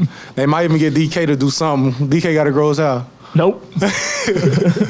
All right, next question from Matt Mosley with ESPN Central Texas. Next question from Will Chambly with the Baylor Lariat. You said Will Chamberlain? Chambly, not Will Chamberlain. Oh. I'm messing with you. Mark, Matt played the 5 for the first time this season. How much have you seen him grow, not only this season, but over his career at Baylor? Man, Matt grew so much, and I always appreciate to him that I don't care what's going on the floor. You're going to grow. It took me time to grow. I've been in your position. I was immature at one point. I was doing some different stuff, and he grew as a player. And as you can see, he took a package out of everybody's book because he's watching us. Matt became a better rebounder. He took it from me. He a better defender. He took it from me. A better shooter watching Maceo. You see that Devion and everybody do a great job, driving and everything. Matt was always that guy that learned, and then he got everything that's NBA, I always tell him that I feel that he got the most NBA everything, 6'9", shoot, athletic. So I feel like he got it all. Speaking of that, then how proud are you when you look to your left and right or in front of you in that locker room and realize what you guys accomplished tonight? Everybody was so happy, man, and I was tired, so I really didn't look left from right. I was looking down. But everybody was happy, though, man, including Coach Drew. So it's joy. Like they say, it's joy. They preach it a lot. And like I say, everybody needs to shine light on mental health. Everybody deal with something, including myself, so everybody needs to deal with it. That was Mark Vital yesterday, along with Adam Flagler and Scott Drew following Baylor's win. Again, we went through some of the notes yesterday, or just earlier in the show, but Baylor now improving to 18-0, 17-0, their previous best start in program history, 18-0, now the very best. 18-game win streak is the second longest, along with last season. Last season. Baylor trailed at halftime for the third time this season. 3 times, Armstrong. 3 times Baylor's trailed at halftime and won the ball game. BU has led at halftime in 15 of the 18 games. Glad that was clarified here in the notes. Jared Butler, 1,135 career points, has passed Larry Gatewood for 24th in the all-time scoring list. Adam Flagler Team high 22 points. Had his 11th career 20-point game. It is his first at Baylor. Mark Vidal tied his season high with 15 rebounds, marking the third time in his career he's posted 15 or more. Vidal tied Baylor basketball radio analyst Pat Nunley for 8th on the Bears' all-time games started list. He's now at 93. And then Vidal extended his school record with his 42nd career Big 12 win, 3 more than any other player. Jared Butler and Matthew Meyer recorded their 35th career Big 12 win, tying Quincy Acey and Taurean Prince for 6th most in BU history. Cole Barber tweeted this today. In 10 games this season that Baylor men's basketball's Adam Flagler has attempted at least 7 shots. The sophomore is averaging 56.3% shooting, 49% from deep, from three-point land, and 15.2 points per game. Adam Flagler has been a difference maker for Baylor this season when it comes to games that are down to the wire, especially he did that again yesterday as he, down the stretch, was the reason. I wrote about it in the postgame. Adam Flagler was the reason that Baylor ended up winning the game yesterday in one that was tight all the way to the finish, and that Baylor might not have, Baylor shouldn't have won that game at many points, but they pull it off 77-72. I got some Topgolf stuff right here too, Armstrong, as we are about to be joined by Kate Puentes of the Baylor Acrobatics and Tumbling team. Kate joins us at 12:05. I'm Drake Toll, Armstrong, Sims, Rob Solon in studio today. This is Up Tempo. Teed up in McLean Stadium this winter as Topgolf Live takes over Waco. Topgolf Live brings the Topgolf experience to iconic stadiums around the country, and it'll be held at McLean Stadium February 25th through February 28th. Join us for a once-in-a-lifetime experience as you take golf swings from the concourse of McLean Stadium. In addition to offering friendly competition, Topgolf Live transforms this iconic venue to create a truly unique event. Create memories with your friends, family, or coworkers this March when you choose the Topgolf Live Stadium Tour for your private parties. Special safety protocols will be implemented throughout the event to ensure Topgolf Live offers a healthy and safe environment to players. Topgolf Live tickets are on sale now at www.topgolflive.com, www.topgolflive.com. Book your tee times today, as tickets are limited for this once-in-a-lifetime in-stadium golf experience. Premium packages are available as well. For more information on premium packages or to purchase your tickets today, visit www.topgolflive.com or call 214-501-1320. It was a weird Super Tuesday in college basketball last night, and Baylor was certainly part of it. In their first game since February 2nd, Baylor trailed Iowa State in Waco 65-64 with under 5 minutes to play in the game, but the Bears had just enough clutch to take care of business. Butler against Coleman lands the scoop. Jared Butler is made for this moment. Adam Flagler led the Bears with 22, and Jared Butler pitched in another 18 with Mark Vidal grabbing 15 boards in a 77-72 win that propelled BU to 18-0. Elsewhere, two of the biggest upsets in college basketball all season took place last night, with unranked Michigan State beating red-hot number 5 Illinois 81-72 at home. An improbable Kansas State, now 7-18, beat number 7 Oklahoma 62-57 in Manhattan. Unranked Ole Miss won at number 24 Missouri 60-53. Georgia Tech upset number 16 Virginia Tech 69-53, and 17th ranked Kansas fell at 14th ranked Texas 75-72. On the women's side, number 8 Maryland knocked off Iowa 111-93. And it's a solid day in Baylor athletics with women's basketball, softball, and men's tennis all playing games in Waco tonight. I'm Armstrong Sims, and that's all the news that is news in college sports. This has been Armstrong's Minute on SicEm365 Radio's Up Tempo. With your Ram truck from Allen Samuels, you may not have to plow through snow and mud or pull heavy loads, but you could. During the Big Finish year-end event, you get a Ram deal like no other. Employee pricing for all, 0% for 84, and no payments for 90 days. Ram 1500 Lone Star for Christmas. No other truck comes close. And ask about Big Finish pricing on Ram Heavy Duty and Ram ProMaster for your business. Happy holidays from Allen Samuels. How did Edward Jones become one of the biggest financial service companies in the world? by not acting that way. Financial strategies, one-on-one advice, it's a big difference, and that's why Brad Wilson, your Edward Jones financial advisor, makes sense of investing. Experience the difference for yourself. Brad Wilson, 250 Sharon Drive in Woodway, 254-776-4337. Edward Jones, member SIPC. At Ideal MRI, we feel blessed to be a part of the Waco community. We're a small family business right here in Central Texas, and our goal is to bring down the cost of healthcare while maintaining high quality.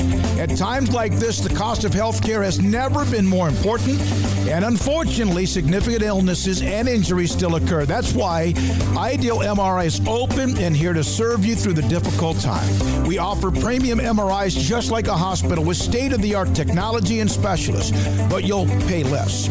Sometimes thousands of dollars less, whether you're using insurance or not. At Ideal MRI, we accept most insurance and there are no hidden costs, even offering financing if that's needed. Everything included in the price, and you'll not get something as a surprise in the mail later on. If you need an MRI, ask your doctor about Ideal MRI. They'll know. You can schedule an appointment safely from home online in minutes at idealmri.com or give us a call, 833-IDEAL-MRI, idealmri.com. Texas Farm Bureau Insurance has protected fellow Texans with auto, home, health, and life insurance since 1952. With more than 260,000 square miles of land and 27 million people, that's a lot to cover. Whether you're wrangling cattle or wrangling kids, we're proud to protect Texans in all Texan ways of life. Stop by and see our agents at one of our 3 McLennan County locations. Coverage and discounts are subject to qualifications and policy terms and may vary by situation. Waco Custom Marketplace is your home for holiday favorites for parties and the time with family. Various specials available in-store and online. A variety of steak gift boxes with 4 ribeyes for $70, 4 bacon wrapped fillets for $55, or 4 New York strips for $50, and all come with steak butter. Fall snack box for watching a game or wrapping presents or hosting people at your house, including summer sausage, split horn, and jalapeno cheese and salted crackers for only $35. 2 pieces of lobster tails with herb butter and 2 bacon wrapped fillets for $60. Order online or call in advance to ensure availability, or drop by Waco Custom Marketplace at 425 Lake Air Drive. Waco Custom Marketplace has a full-service butcher shop for customized orders or cuts of your favorite steaks or beef tenderloin or specially ordered prime rib roast. Plus, what you want with pork, poultry, seafood, and more. Waco Custom Marketplace, 425 Lake Air Drive in Waco, or WacoCustomMarketplace.com. Welcome back to Up Tempo on SicEm365 Radio.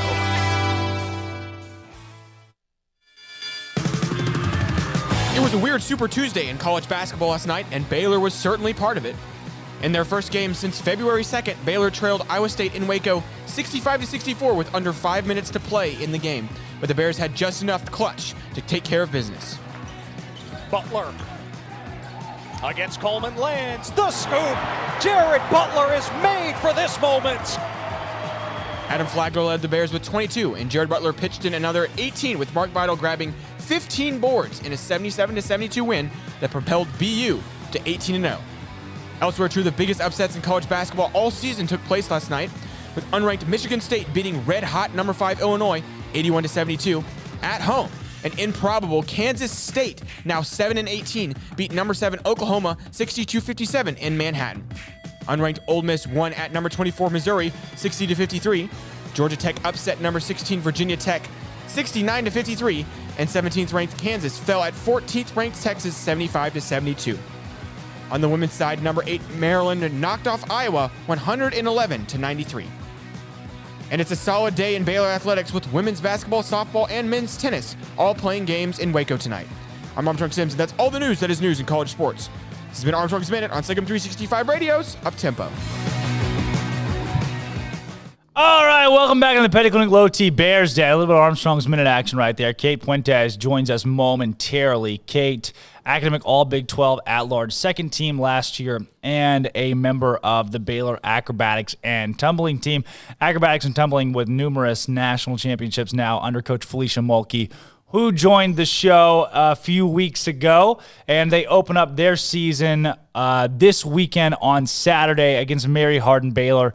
February 27th. The postponed meet between number 1 Baylor and the University of Mary Hardin Baylor rescheduled for this Saturday. It was supposed to be last Saturday, but the weather kept them from it. The acrobatics and tumbling team, though, unbelievable, unprecedented how good these girls are and what they've done under Felicia Mulkey. You know, Felicia Mulkey has won every national championship in acrobatics and tumbling history.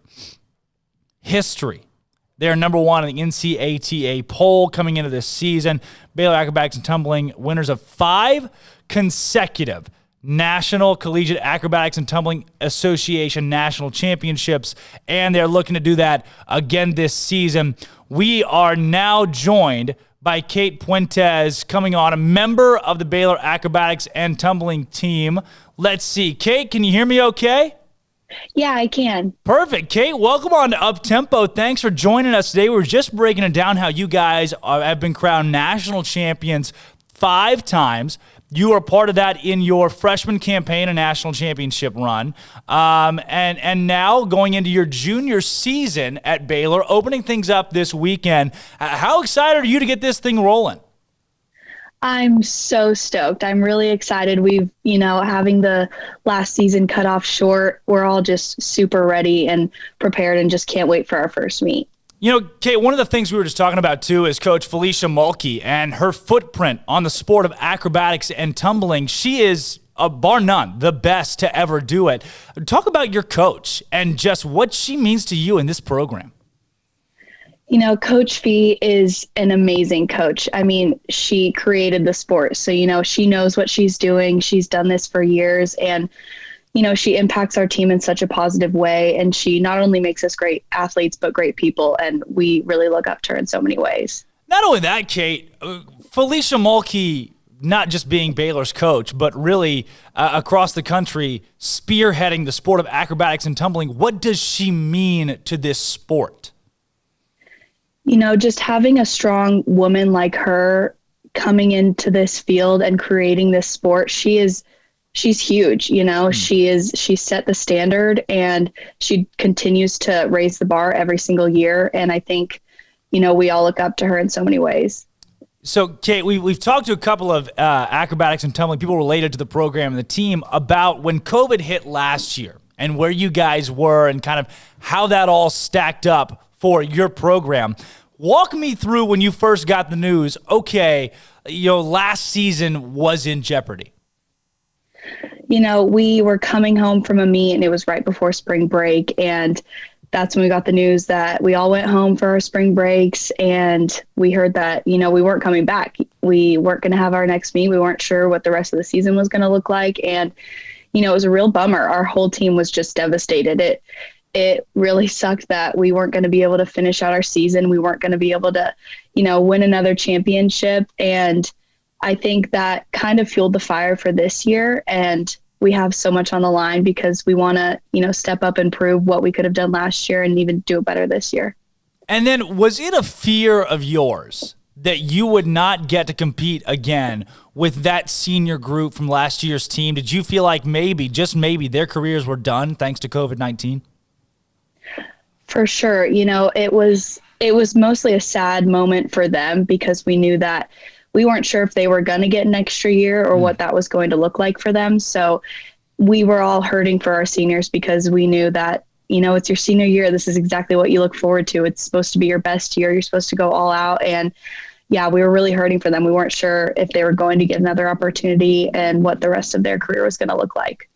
Kate, walk me through, too, when you got the news, all right, the senior's going to be able to come back, the season's going to take place in the spring this season as it should. What was that reaction personally for you when you found out, okay, we're going to compete and our seniors can come back and do it with us? I think it was a really rewarding feeling. I mean, just even knowing that we were going to have a spring season all fall, we weren't sure, We were working as hard as we could to prepare as if we were going to have a season, but we weren't sure. We were just, working our butts off and then finding out that our seniors were going to have an extra opportunity to come back if they chose so. It just felt so good, and my heart was just warmed for them because I knew if I was in their position that I would want an extra opportunity to come back and finish what I started, and I think that's what we're all excited for. And then, Kate, the first time that you guys were all back in the same room together as a team with Coach Mulkey and the rest of your squad, was that emotional for you to just see everybody together again? Yeah, it was definitely emotional. I mean, we were practicing in groups of 12, 4 groups of 12 for weeks. You know, we couldn't all be together, and it definitely had a weird dynamic on the team, not being able to all be together and, you know, be our normal goofy selves as we always are. And, you know, the first practice coming back when it was all 54, however many of us, it was a really, really fun practice just to get everyone back together. And, you know, I think we're all just really excited about, you know, being together as a team and being able to do this. So, Kate, with the season beginning against Mary Hardin Baylor this Saturday, as a freshman, you competed in all 11 meets, won a national championship. Last season, the trajectory was there for you guys to do the very same thing. Now, this year, is that at the top of your radar to win a national title again? I mean, you know, it's always in the back of your mind, but our coach, she teaches us in a way that we're taking it meet by meet. You know, we're going up against Mary Hardin Baylor this weekend, and that's what we're focused on. We're not thinking about the national championship, and I think that's why our team succeeds. You know, we focus on each opponent that we're going against each meet, and I think that's how we become successful. And so with this meet against Mary Hardin Baylor, what do you know about their program, and what are you looking forward to most this weekend as your season gets underway? You know, they have a really great program there, and we were able to play them last year as well, and it was a really fun meet. And we actually have a former athlete of ours that is one of the assistant coaches there. So I think it's going to be really cool to, you know, see the girls again and just kind of come together, that all of us teams have been through the same experience of having our seasons cut short. So I think we're kind of all in this together of like, we want to make this happen. We want to compete. We want to have good meets against each other. So we're really excited. Kate, I want to know, too, you guys were announced number 1 in the preseason in the NCATA poll. Everyone in the country, their goal is to beat Baylor. Do you feel like there's a target on your back right now as the number 1 team in the nation? Definitely. You know, I feel like we always have a target on our backs, and we're always trying to continue to set the standard as high as we can. And it's intimidating, but, you know, it's also a cool feeling to know that, you know, it pushes us to work harder and to create new things and to be the best. So I think it's almost a good thing. And then this season, 38 returners, 10 newcomers. From practices so far and now going into the first meet of the season, do you feel like this team is primed to be as good a squad as you've played on? I definitely think that this team is ready. You know, our freshman class coming in, they have so much talent and they just have the drive to be here. They want it so bad and they're so excited. And I think that's honestly fueling our team. You know, they're innocent. They don't know what the sport's about and they're so excited to do it. And it kind of gets everyone else just as excited as well. So I think this team is super talented and we're just set up for success with this team. Kate, I'm reading here that in high school, you're a member of All-Star Cheerleading, national champion in 2014, NCAA champion from 2015 all the way to 2018. I mean, you competed at the highest level of cheerleading that there is in the high school ranks. And now to be a part of acrobatics and tumbling, what brought you into the sport? You know, my mom actually found the sport. My sister was at Azusa Pacific University that also has a really great acrobatics and tumbling program there. And, you know, she dragged me to a meet. I was not wanting to go to it. And it was against Baylor, actually. And I watched the meet. I had no idea what was going on. I've never seen the sport before, but immediately I fell in love. I didn't know what it was, but it was cool. It was new and it was exciting and I wanted to do it.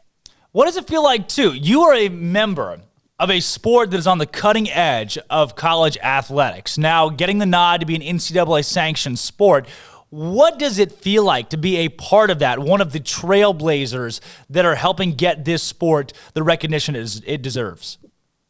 Yeah, you know, Coach Fee continues to remind us of that we're laying out the foundation for this sport. And it's been really, really cool to see how much it's grown from just my freshman year. You know, how many schools have been added around. I think we have around 40 schools right now. And I'm just super excited to see where this sport's going to go from here on out and see how many new schools are adding it. And, you know, with that nod from the NCAA, that is a huge deal for this sport. And it provides so many opportunities for female athletes, whether they're from a gymnastics background or a cheerleading background, for a way to get scholarships to get into college. And it's a really cool thing to see this all plan out.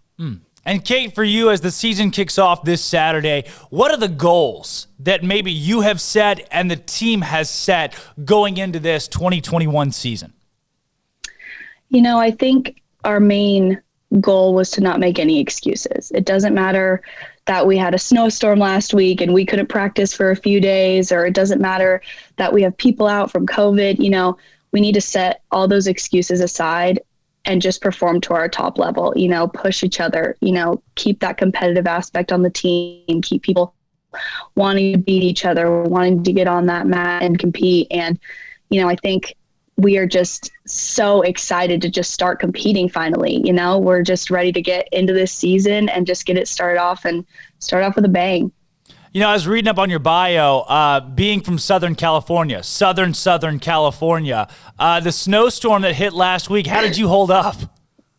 I was not well. I did not know what to do. I was like, how do I get the snow ice stuff off my car? And then I'm sliding down my staircase, and the outside, it was like -2 degrees at a point. And I was like, this is not what I'm cut out for. I like the sun, 75 degrees. That's what I'm used to.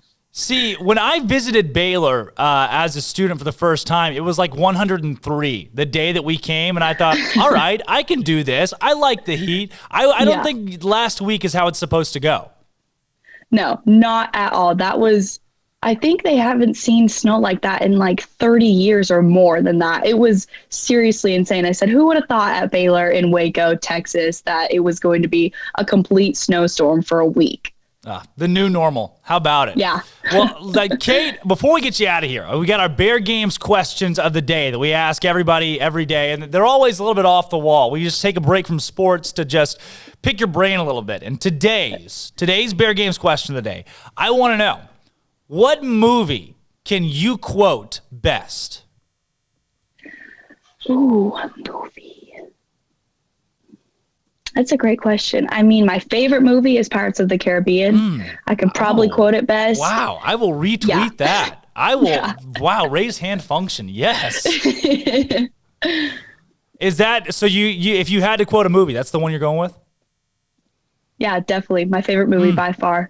I will take that. I will accept that full well. Good. On top of that, so we got the Baylor, the Big 12 mascot madness going on right now, and we take every Big 12 mascot and they become like a real thing. So if it's a bear, like it becomes an actual bear, and we have put them into a cage to fight. And today's matchup is between a cowboy and a Red Raider, which are probably like the most similar mascots in the entire league. Kate, if you've got it set up, a cowboy and a Red Raider squaring off one-on-one, who's making it out of there alive? Definitely a cowboy, by far. Is there, walk me through what's going on. Where's the logic with that one? We're in Texas. We have to pay an ode to our Cowboys. I think they would definitely win over the Red Raider. This is a solid point that she makes. I cannot argue with Kate on this one. Well, Kate, best of luck this season, and thanks so much for coming on the show, breaking things down. You guys, the season opener on Saturday. Just keep making Baylor proud. Yeah, thank you so much for having me. Absolutely. Again, that's Kate Puentes of the Baylor Acrobatics and Tumbling Team, a junior from Yorba Linda, California. That's all the way down there in Southern California, and now a member of the A&T team here in Waco. Last week's snowstorm, obviously a little bit different for everybody. That's all the Baylor students and athletes from California. But Acrobatics and Tumbling, they have released their schedule in its entirety. You can catch a match, I'm sure somehow, as they start their season off this Saturday. Highlights the schedule: 2 matchups with Oregon. Oregon, the number 2 team in the country. Baylor, number 1 in the country. March 6th. So not very long from now. Baylor will go to Eugene, Oregon. And then the regular season finale is inside the Farrell Center on April 10th. That one against Oregon as well. And then Hawaii Pacific on March 27th. East Texas Baptist on April 1st. And then the program will vie for its 6th straight NCATA National Championship, April 22nd through 24th. In Eugene, Oregon, against the best competition in the country. All right. When we come back, Bruce Gietzen, the voice of the Baylor Lady Bears, joins the show. We haven't talked about it enough, but it's going down tonight. The women's basketball team taking on Oklahoma State in Waco at 7 p.m. on Big 12 now on ESPN+. Baylor, Oklahoma State. We'll be right back with Bruce Geetson, the voice of the Baylor Lady Bears. This is Up Tempo. It was a weird Super Tuesday in college basketball last night, and Baylor was certainly part of it. In their first game since February 2nd, Baylor trailed Iowa State in Waco 65-64 with under 5 minutes to play in the game.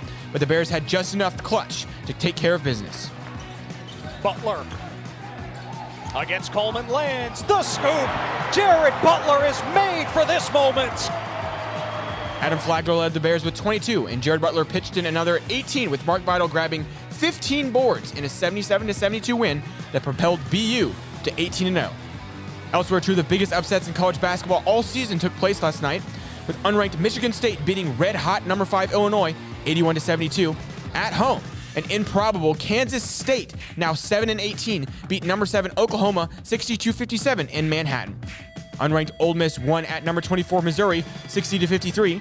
Georgia Tech upset number 16 Virginia Tech 69-53, and 17th ranked Kansas fell at 14th ranked Texas 75-72. On the women's side, number 8 Maryland knocked off Iowa 111-93. And it's a solid day in Baylor athletics with women's basketball, softball, and men's tennis all playing games in Waco tonight. I'm Armstrong Sims, and that's all the news that is news in college sports. This has been Armstrong's Minute on SicEm365 Radio's Up Tempo. With more than 160,000 alumni worldwide and counting, the Baylor family is growing. And through the university's expanded Baylor alumni program, the family is growing closer. With hundreds of local volunteers planning events in cities and towns around the country, you can gather with fellow Bears no matter where you are. So, get connected, get something started, get involved, and make plans to get together with Baylor alumni. Visit us at baylor.edu/alumni.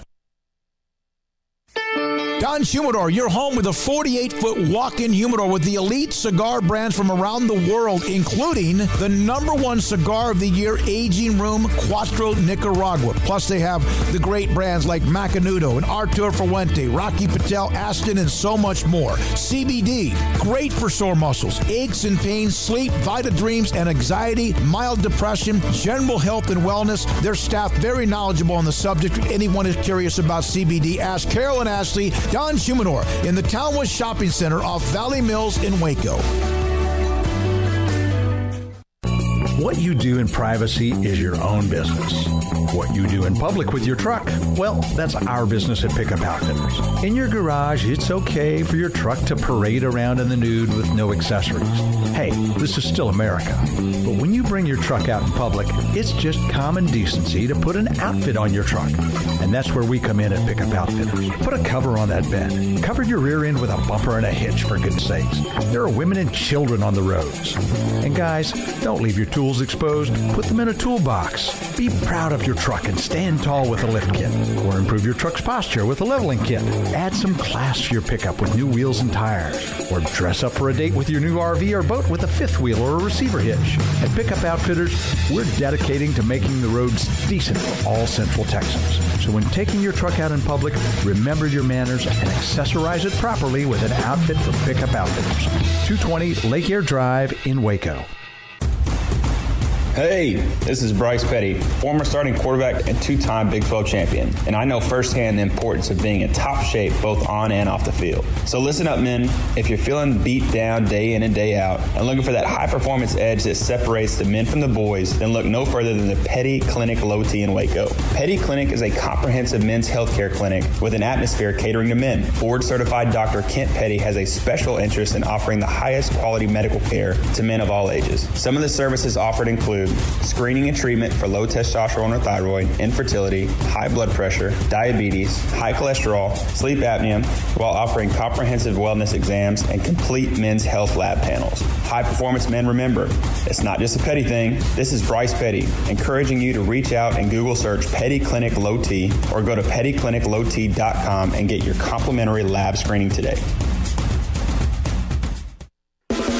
Welcome back to Up Tempo on SicEm365 Radio.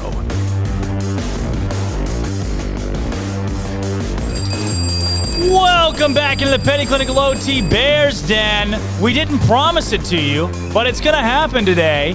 A little bit off the cuff.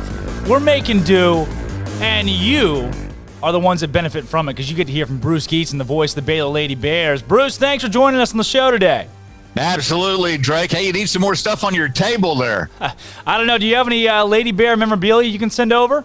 Oh, I might find a thing or two. I don't have to look and see if I've got an extra world championship ring. Oh, my goodness. I know you got a couple. You got a Houston Rockets championship ring, if I understand right. I got a couple of those too from the mid '90s when I did a studio show with the Rockets, but they are not as impressive as the Lady Bears championship ring. So. I tell you what, that's it's heavy, that's for sure. But I'm not sure you can complain with what they were able to put together from that 2019 run. But they're trying to do it again this year. They've got a shot too. 17-2 right now. They seem to really be clicking. Oklahoma was hot when Baylor went in and beat them in Norman, and now they get a shot at Oklahoma State, who is one of the better teams in the Big 12, number 3 right now in the league. One of the things, a month ago, you would have said, well, the prime contender or challenger to the Lady Bears was Iowa State. But then it went a couple weeks after that, the prime contender became West Virginia. And now it looks like the prime contender may be Oklahoma State. They're getting votes in the polls, and they've won 8 of the last 9, and they're physical. They like to push you around a little bit and do some things. So Lady Bears won that opener in Stillwater between the two teams by 19, but they've won 8 of 9 since then, and they're on a roll. How about that? So Baylor goes against Oklahoma, who is, like we talked about, Oklahoma has really kind of caught their stride. They've got shooters all around, and Baylor's able to knock them off, tied at halftime in Norman. I want to start there. What did you see from the Lady Bears' performance against the Lady Sooners? Well, I thought both teams played well in the first half. They both shot more than 50%, and it's been a long time since a team shot 58% against Baylor's defense, even just for a half. But Kim Mulkey said sometimes you got to give credit to the other team. The shooters get hot, and they got a hand in their face. They still make them fall. Maddie Williams was really good. Taylor Robertson has a hard time against us, and still get your points because she takes a lot of shots, but didn't get hot. But Williams was doing most of the damage. But they only had 7 players to play, and I think they got a little bit tired in the second half. Shots started winding up short, and Lady Bears were able to keep it going and then build the lead and kind of win going away a little bit there. But I think a lot of people were surprised at the effort that the Sooners put up, and they came in with 2 straight wins and full of confidence on their home floor. And once again, the Lady Bears turned back a challenge. The challenge tonight, it's not going to be any easier against Oklahoma State. The Lady Cowgirls have really put something together that I didn't necessarily expect. If you'd have told me a couple weeks ago, like you said, that they'd be contending for number 2 in the conference, I'd have said you're crazy. But here they are doing just that, and they've got a chance to they could still win the league if they catch up on a couple of these wins, and they're fighting to do that tonight against Baylor. Really, what do you see out of this ball game? Do you think Oklahoma State comes in really with that fervent power to try to overtake the Lady Bears and possibly claim a conference title? Well, they're confident, and they have Natasha Mack, who is the number 1 rebounder in the country, and she's 6'4", and the Lady Bears have been able to have an effect on her and her stats because Baylor's post players are very athletic. But Mack is strong, and she's averaging almost 20 points a game and more than 12 rebounds, and she's also a really good shot blocker. Yeah. In fact, a lot of people don't realize this, but Oklahoma State's also the number 1 shot blocking team in the country. In fact, Mack has more block shots just herself than all but 20 Power 5 teams across the country. She's got more than Baylor has combined. Baylor's got 88 combined, and she's got 98 all by herself. Oh my God. Now, does that mean she's going to get a lot in this game? I don't know. Baylor's post players are pretty athletic, but then they've got Jamie Asbury who can score from outside. And so it's funny. You said they could still win the conference. They're 17-2. Oklahoma State is 17-6. So they're 4 games behind in the loss column. Oklahoma State, this is their last regular season game. Baylor, because they were able to make up some of the COVID postponements early. In fact, they played back-to-back games against TCU and Kansas. And that was kind of a weird thing in the scheduling. But so they'll be done. Even if they were to win in this, they're still 3 games behind in the loss column. And Baylor, after this, has Kansas State, Texas, Kansas, and West Virginia. And so it's highly unlikely that they're going to win the conference. But, a lot of coaches would be happy to say, okay, we'll take our chances in the conference tournament in Kansas City. But you got to remember, Baylor has won 8 of the last 9 of those as well. So one of the coaches a couple of years ago, and I think it might have been Mike Carey from Iowa State, he just told the media at the conference tournament, he says, let's face it, we all start the year 0-2. Whether that's true or not, I don't know. But the fact that he said that kind of made me go, wow. Okay, so we'll see. But it could very well be a good matchup tonight between these two teams, and Baylor's pretty tough to beat on their home floor. I want to ask you, too, with Baylor playing at home, that's kind of where I was going next. You read my mind there. Do you feel like this team's got an extra boost, an extra step, 10 more points when they step into the Farrell Center? Well, that's what a lot of coaches say. Say a home court advantage gives you 10 extra points. I think a lot of that depends on where you're playing, who you're playing. You're playing at home, but who you're playing. And it also depends a lot on if you're going to have a sold-out crowd. Nobody's got sold-out crowds. So I think the home court advantage is diminished somewhat this year because at most you're going to have, a couple thousand fans in the stands, and they can make some noise, but it's not the same as a packed house. Now, Oklahoma State has lost 10 in a row against Baylor, but this, in what you've experienced being around Baylor, not just as a voice of the Lady Bears, but also working in local media, is this, if not the best, one of the better Oklahoma State teams that you've been familiar with? I think they're good. I wouldn't say they're head and shoulders above some of the other Oklahoma State good teams. They had Vivian Gray, and they were pretty good a couple of years ago, and now she transferred, is not with them anymore. So I think they're good, but I think other things come into play. Drake, if you get on a hot streak, you get somebody into foul trouble, your opponent does, or whatever, those kind of things are part of it. And Baylor's tough to beat at home, but anybody can have a bad game. They had a game, they got exposed on some things against Arkansas, and the Iowa State game was when Iowa State won. It's coming off the COVID, not a lot of practice, kind of like the men's team last night, and then you had starters who were cramping up, and you were missing 3 of your starters in the last 5 minutes. I think that was an aberration, although I do think Iowa State's good. So Coach Mulkey feels like her team is playing as good as it has played all year. And she admitted yesterday, she said, we're good and we're playing good. And they've got everybody healthy and they're hitting on almost every cylinder. And so and Carrington has been a big difference. If she comes in and hits a couple outside shots, Moon's confident with her mid-range jumper and can hit some threes. And so if the Baylor's hitting the outside shot, they're tough to beat. And, Drake, the thing is this year in women's basketball in the NCAA, there are no great teams.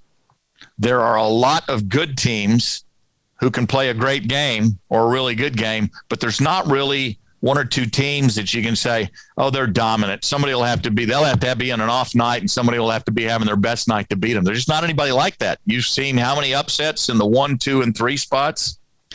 I saw a stat the other day, and I was going to use it tonight in the broadcast, that Baylor has been ranked in the top 25 Associated Press for 333 weeks. And the top 25 is not a 52-week poll. It's about a 21-week poll. And so that's almost 16 years consecutively Baylor's been ranked in the top 25. This shows you what Baylor's done with this women's basketball program and Kim Mulkey. That's unbelievable. Unbelievable. The consistency that Baylor's been able to bring to the table and the dynasty that Kim Mulkey has built. And now this season's team leads the nation in assists, rebounding margin, and field goal percentage defense. But one of the things that I've seen, Bruce, and maybe you'll agree, Dejanay Carrington, as she has come back, gotten healthy, the spark she's brought off the bench, is that what has given this team the extra edge in the last few weeks? I think it's a big part of it. She's coming. She's also very good on defense, and she is leading the team in steals, 6 more than Moon and J.D. each have.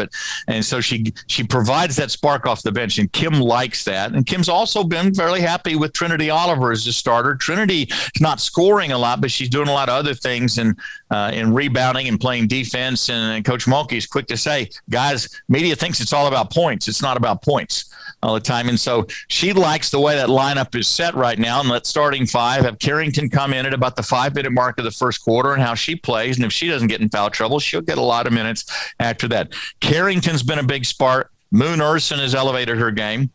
And that's pun intended. She has really elevated her game. Nalissa Smith has gotten more and more comfortable with being the focus of the opponent's defense night in and night out, and the consistency that she's had. I mean, she's had 17 straight games in double-figure points, every game but one. And that was the second game of the year. If she stays out of foul trouble and not only scoring, but passing and playing defense. And about the only thing this team's not doing as well as last year's team or team before, they're not blocking as many shots. Yeah. But you play to your athlete's skills, and their strong points. Well, I know you got to get out of here, and I want to finish it with this. The rankings that came out, I guess now it's been a week, a little bit over a week, that have Baylor at 10th right now in the projections, seedings going into the NCAA tournament. What do you make of that? I think they underestimated Baylor a little bit. I know you had there's a lot of people think Baylor has the capability of being a Final Four team. And I think depending on who they play, that's a possibility. I think a 10 seed, and it goes back to, hey, there are no great teams. There's a lot of really good teams. I think they got shorted a little bit on that. I expected them to be a few spots higher. Maybe that will be a motivating factor once they get in there. And Coach Mulkey likes to do that too. And so I think there's not a lot of difference between 1 and 10 or 1 and 12 even with the teams. But, yeah, I thought they would be a 6 or 7, maybe an 8. A 10 was a surprise. So without a doubt. We'll see. Blackboard material, maybe. Yeah, no kidding. Well, Bruce Giesen, voice of the Baylor Lady Bears, thanks for joining us a little spontaneously today, coming on and breaking down tonight's game and then the season thus far for Kim Mulkey and company. Okay, we got 4 games. This is the middle of a 4-game and 8-day stretch, and so we'll see how they last through that. That's a pretty tough schedule, but we'll keep winning, keep hoping, keep winning, and keep playing well. Enjoyed talking to you, Drake. Listen, get a spoonful of honey and some Ricola, all right? You're going to make it through. You'll be all right. All right, good. We'll see you. Thank you. Again, that was Bruce Giesen, the voice of the Baylor Lady Bears. 4 games in 8 days can be quite the stretch. And you heard that stat about how long Baylor's been in the AP poll top 25. All right, we're going to take a quick break here and be right back with bites from Kim Mulkey. Hear from her breaking down tonight's game between Baylor and Oklahoma State in Waco. This is Up Tempo.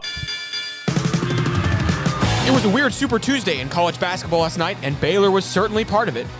In their first game since February 2nd, Baylor trailed Iowa State in Waco 65-64 with under 5 minutes to play in the game. But the Bears had just enough clutch to take care of business. Butler against Coleman lands the scoop. Jared Butler is made for this moment. Adam Flagler led the Bears with 22, and Jared Butler pitched in another 18 with Mark Vidal grabbing 15 boards in a 77-72 win that propelled BU to 18-0. Elsewhere, two of the biggest upsets in college basketball all season took place last night, with unranked Michigan State beating red-hot number 5 Illinois 81-72 at home. And improbable Kansas State, now 7-18, beat number 7 Oklahoma 62-57 in Manhattan. Unranked Ole Miss won at number 24 Missouri 60-53. Georgia Tech upset number 16 Virginia Tech 69-53, and 17th ranked Kansas fell at 14th ranked Texas 75-72. On the women's side, number 8 Maryland knocked off Iowa 111-93. And it's a solid day in Baylor athletics with women's basketball, softball, and men's tennis all playing games in Waco tonight. I'm Armstrong Sims, and that's all the news that is news in college sports. This has been Armstrong's Minute on SicEm365 Radio's Up Tempo. At Baylor University, students can shine in their own way. Or should we say their own ways? Because there's no limit to the ways Baylor students make the world a brighter place. Whether they're leading a student organization or following a higher calling, getting advice from faculty, or taking part in world-class research, pursuing their dreams, or working toward their dream job, students find their place to shine at Baylor, where lights shine bright. Riverbend Liquor and Wine has their easy-to-access drive-thru open and convenient and clean in-store location on the corner of Lakeshore Drive and North 19th Street in Waco. Riverbend Liquor has the best and most extensive variety of craft beer selections in Waco, and Balcones whiskey, including single malt, pot still, baby blue, rye, brimstone, and the all-new lineage in stock. Riverbend Liquor and Wine, family-owned and operated, and a hidden gem in Waco on Lakeshore Drive at 19th Street. And find out more on Facebook and Instagram. From the first workout to the last practice, sports is an incredible challenge. Hi, this is Dan Engel with the First National Bank of Central Texas, and we're proud to support each athlete, every parent, and our educators. From families, small businesses, to the biggest industry, we're here to help. With remarkable products like instant issue debit cards free at all of our banking centers, we've got banking ideas that fuel big dreams. The First National Bank of Central Texas. Familiar faces making local decisions. Member FDIC, Equal Housing Lender. Let Camille Johnson Realtors guide you seamlessly through the process of buying your dream home or selling your current one. Commercial, farm and ranch, or residential, Camille Johnson Realtors can smoothly and successfully lead you through any transaction. With a team of 28 experienced agents who are excited about serving you, Camille Johnson Realtors services the entire greater Waco area. If you're in the market to buy or sell, contact Camille Johnson Realtors, 104 Midway Center in Woodway, or find them online at www.camillejohnson.com. Camille Johnson Realtors, elegant, charming, warm. Welcome home. Waco Custom Marketplace is your home for holiday favorites for parties and the time with family. Various specials available in-store and online. A variety of steak gift boxes with 4 ribeyes for $70, 4 bacon wrap fillets for $55, or 4 New York strips for $50, and all come with steak butter. Fall snack box for watching a game or wrapping presents or hosting people at your house, including summer sausage, split horn, and jalapeno cheese, and salted crackers for only $35. 2 pieces of lobster tails with herb butter and 2 bacon wrap fillets for $60. Order online or call in advance to ensure availability, or drop by Waco Custom Marketplace at 425 Lake Air Drive. Waco Custom Marketplace has a full-service butcher shop for customized orders or cuts of your favorite steaks or beef tenderloin or specially ordered prime rib roast. Plus, what you want with pork, poultry, seafood, and more. Waco Custom Marketplace, 425 Lake Air Drive in Waco, or WacoCustomMarketplace.com. Welcome back to Up Tempo on SicEm365 Radio. Here's Drake Toll. It happened again. It happened again. It broke. No freaking way. Oh my goodness. You know who can fix it? That one Jack. Jack can probably fix it. Welcome back into the Petty Clinic Low T Bears Den. Look at this. Look at that. Nothing. Nothing, you guys. I know, you're disappointed. I'm disappointed too. It's tough to hear the intro. When we would play the intros during the remote shows, all I could hear during that welcome back, all I could hear was, there was no table bell. Mint Dwight, that's all that I could hear during the remote shows where I didn't have my table bell. But now that I do, I'm extra powerful. All right, Kim Mulkey spoke to media yesterday breaking down tonight's game against Oklahoma State at home. It's a lot of folks playing at home today, you guys. Armstrong's Minute told you about it. I'm going to tell you about it too. Women's basketball at home at 7 p.m. Men's tennis at home at 4 p.m. versus UT Arlington. Softball at home against UT Arlington at 6 p.m. Welcome to Getterman Softball Stadium for today's matchup between the UT Arlington Lady Mavericks and your Baylor Lady Bears. I've been practicing. Tonight's my first night. I get to do that. Big time. Tonight's my first night. Yep. First day on the job. Big guy. Should I wear a suit? Yeah, I think that would be good. A suit would be good? Tux. Oh, tux! Yeah. It's better than the alternative. Nothing. Yes, those are the only 2 options. Kim Mulkey Moonhurst yesterday breaking down today's game against Oklahoma State. This on the Lady Bears and the Lady Cowgirls. Kim, I guess one of the things was Dee was named one of the finalists, the Defensive Player of the Year. Natasha Mack, also from Oklahoma State. If you can talk about Dee and just how she's been able to play, even with what she went through at the beginning of the year. Well, to me, that in itself is a story. She should get lots of bonus points for that. Watching a kid basically be paralyzed for a period of time, and then to come back and just pick up where she left off, the previous year is just remarkable. DeDe's just a presence for us on the floor. She disrupts things on the perimeter. She's had to a little bit more this year, defend some bigger players at the 4 when we went to a smaller lineup.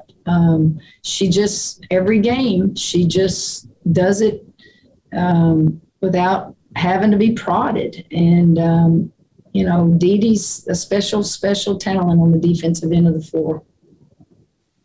And Kim, last time you talked about Oklahoma being one of the hottest teams in the league. Oklahoma State's won 8 of its last 9, won the last 3 in a row, just knocked off Iowa State. What do you see from them? Well, when I say that about Oklahoma, you got to look at their record. So that's what I was talking about and who they beat. Oklahoma State has done their job from start to finish. They were picked 8th in this league and have an opportunity to finish 2nd or 3rd in the league. I just respect the heck out of what Jim has done with his team, considering the transfer he lost to Texas Tech. He just, I don't want to say quietly, because those of us in the league realize what a great job he's done with his team this year. And so hot wouldn't be a word I would use. It would just be they're having a very good year, and they've been consistent with what they've done. Yeah, sorry, my phone's acting up on me. Kim, they this is their last regular season game, and in a year of weird things, that's kind of a weird one. Is there any kind of dynamic as far as them leaving it all out there, having some rest after this game or anything like that has a factor? And can you just comment on that strange, scheduling quirk? Well, I just would say they're very fortunate and lucky. Just like I've said from the beginning, those who win a national championship and those who can stay away from cancellations and postponements, and for whatever reason, they must have been able to do that. And being the last game, I'm sure that those kids will be motivated and approach it in a way that, hey, we get to rest after this game, so let's play extremely hard. But they play hard anyway. So the good thing for Oklahoma State is after it's done, they get to sit and watch the rest of us battle it out. Hey, Coach, you guys are able to obviously play back at the Farrell Center. What's that like, just coming back to the Farrell Center to be able to play in front of your home fans as the season's kind of winding down? Well, I wouldn't say we're playing in front of our home fans. I don't think anybody can say that. We are playing in front of a limited number of our home fans. I just hope we have a band and cheerleaders here for a few games. We didn't have that for the Texas game here. And I know when we went to OU Sunday, it felt like somewhat of a normal atmosphere because they had their band and cheerleaders. So it's always good to be at home. It's always good to sleep in your own bed. It doesn't bring you victories, but it relaxes you a little more. And a quick follow-up for Moon. You're obviously having a very incredible year, well-deserved with all the work that you put in. The fact that you're such a key player on this team, what's that excitement level like before every game? And do you have any superstition type thing that you maybe do the night before or game day or anything like that? Well, the only thing that's consistent for me is prayer before every game. But I'm just excited to be on the court with this group of girls. And obviously, the coaching staff here has helped me become the player I am today. So kudos to them. And I'm just ready to play ball. One last little follow-up, Moon. What's going to be the key to get the victory tomorrow against a very hot Oklahoma State team? Well, we got to start off fast. We got to rebound the ball, and we just got to play team defense like we have these last 2 games, and I think we'll be all right. Moon, I asked Kim that question about DeDe as one of the defensive player of the year. What have you seen from her? And I mean, you've seen it for 4 years now, but can you just talk about kind of her ability on the defensive end and how tough it is maybe even to go against her at times in practice? Yeah, DeDe is a great player. Obviously on the defensive end, like you said, I've seen that for 4 years, but she's just excited. She's always excited. She's always there when you need her. And That's one person.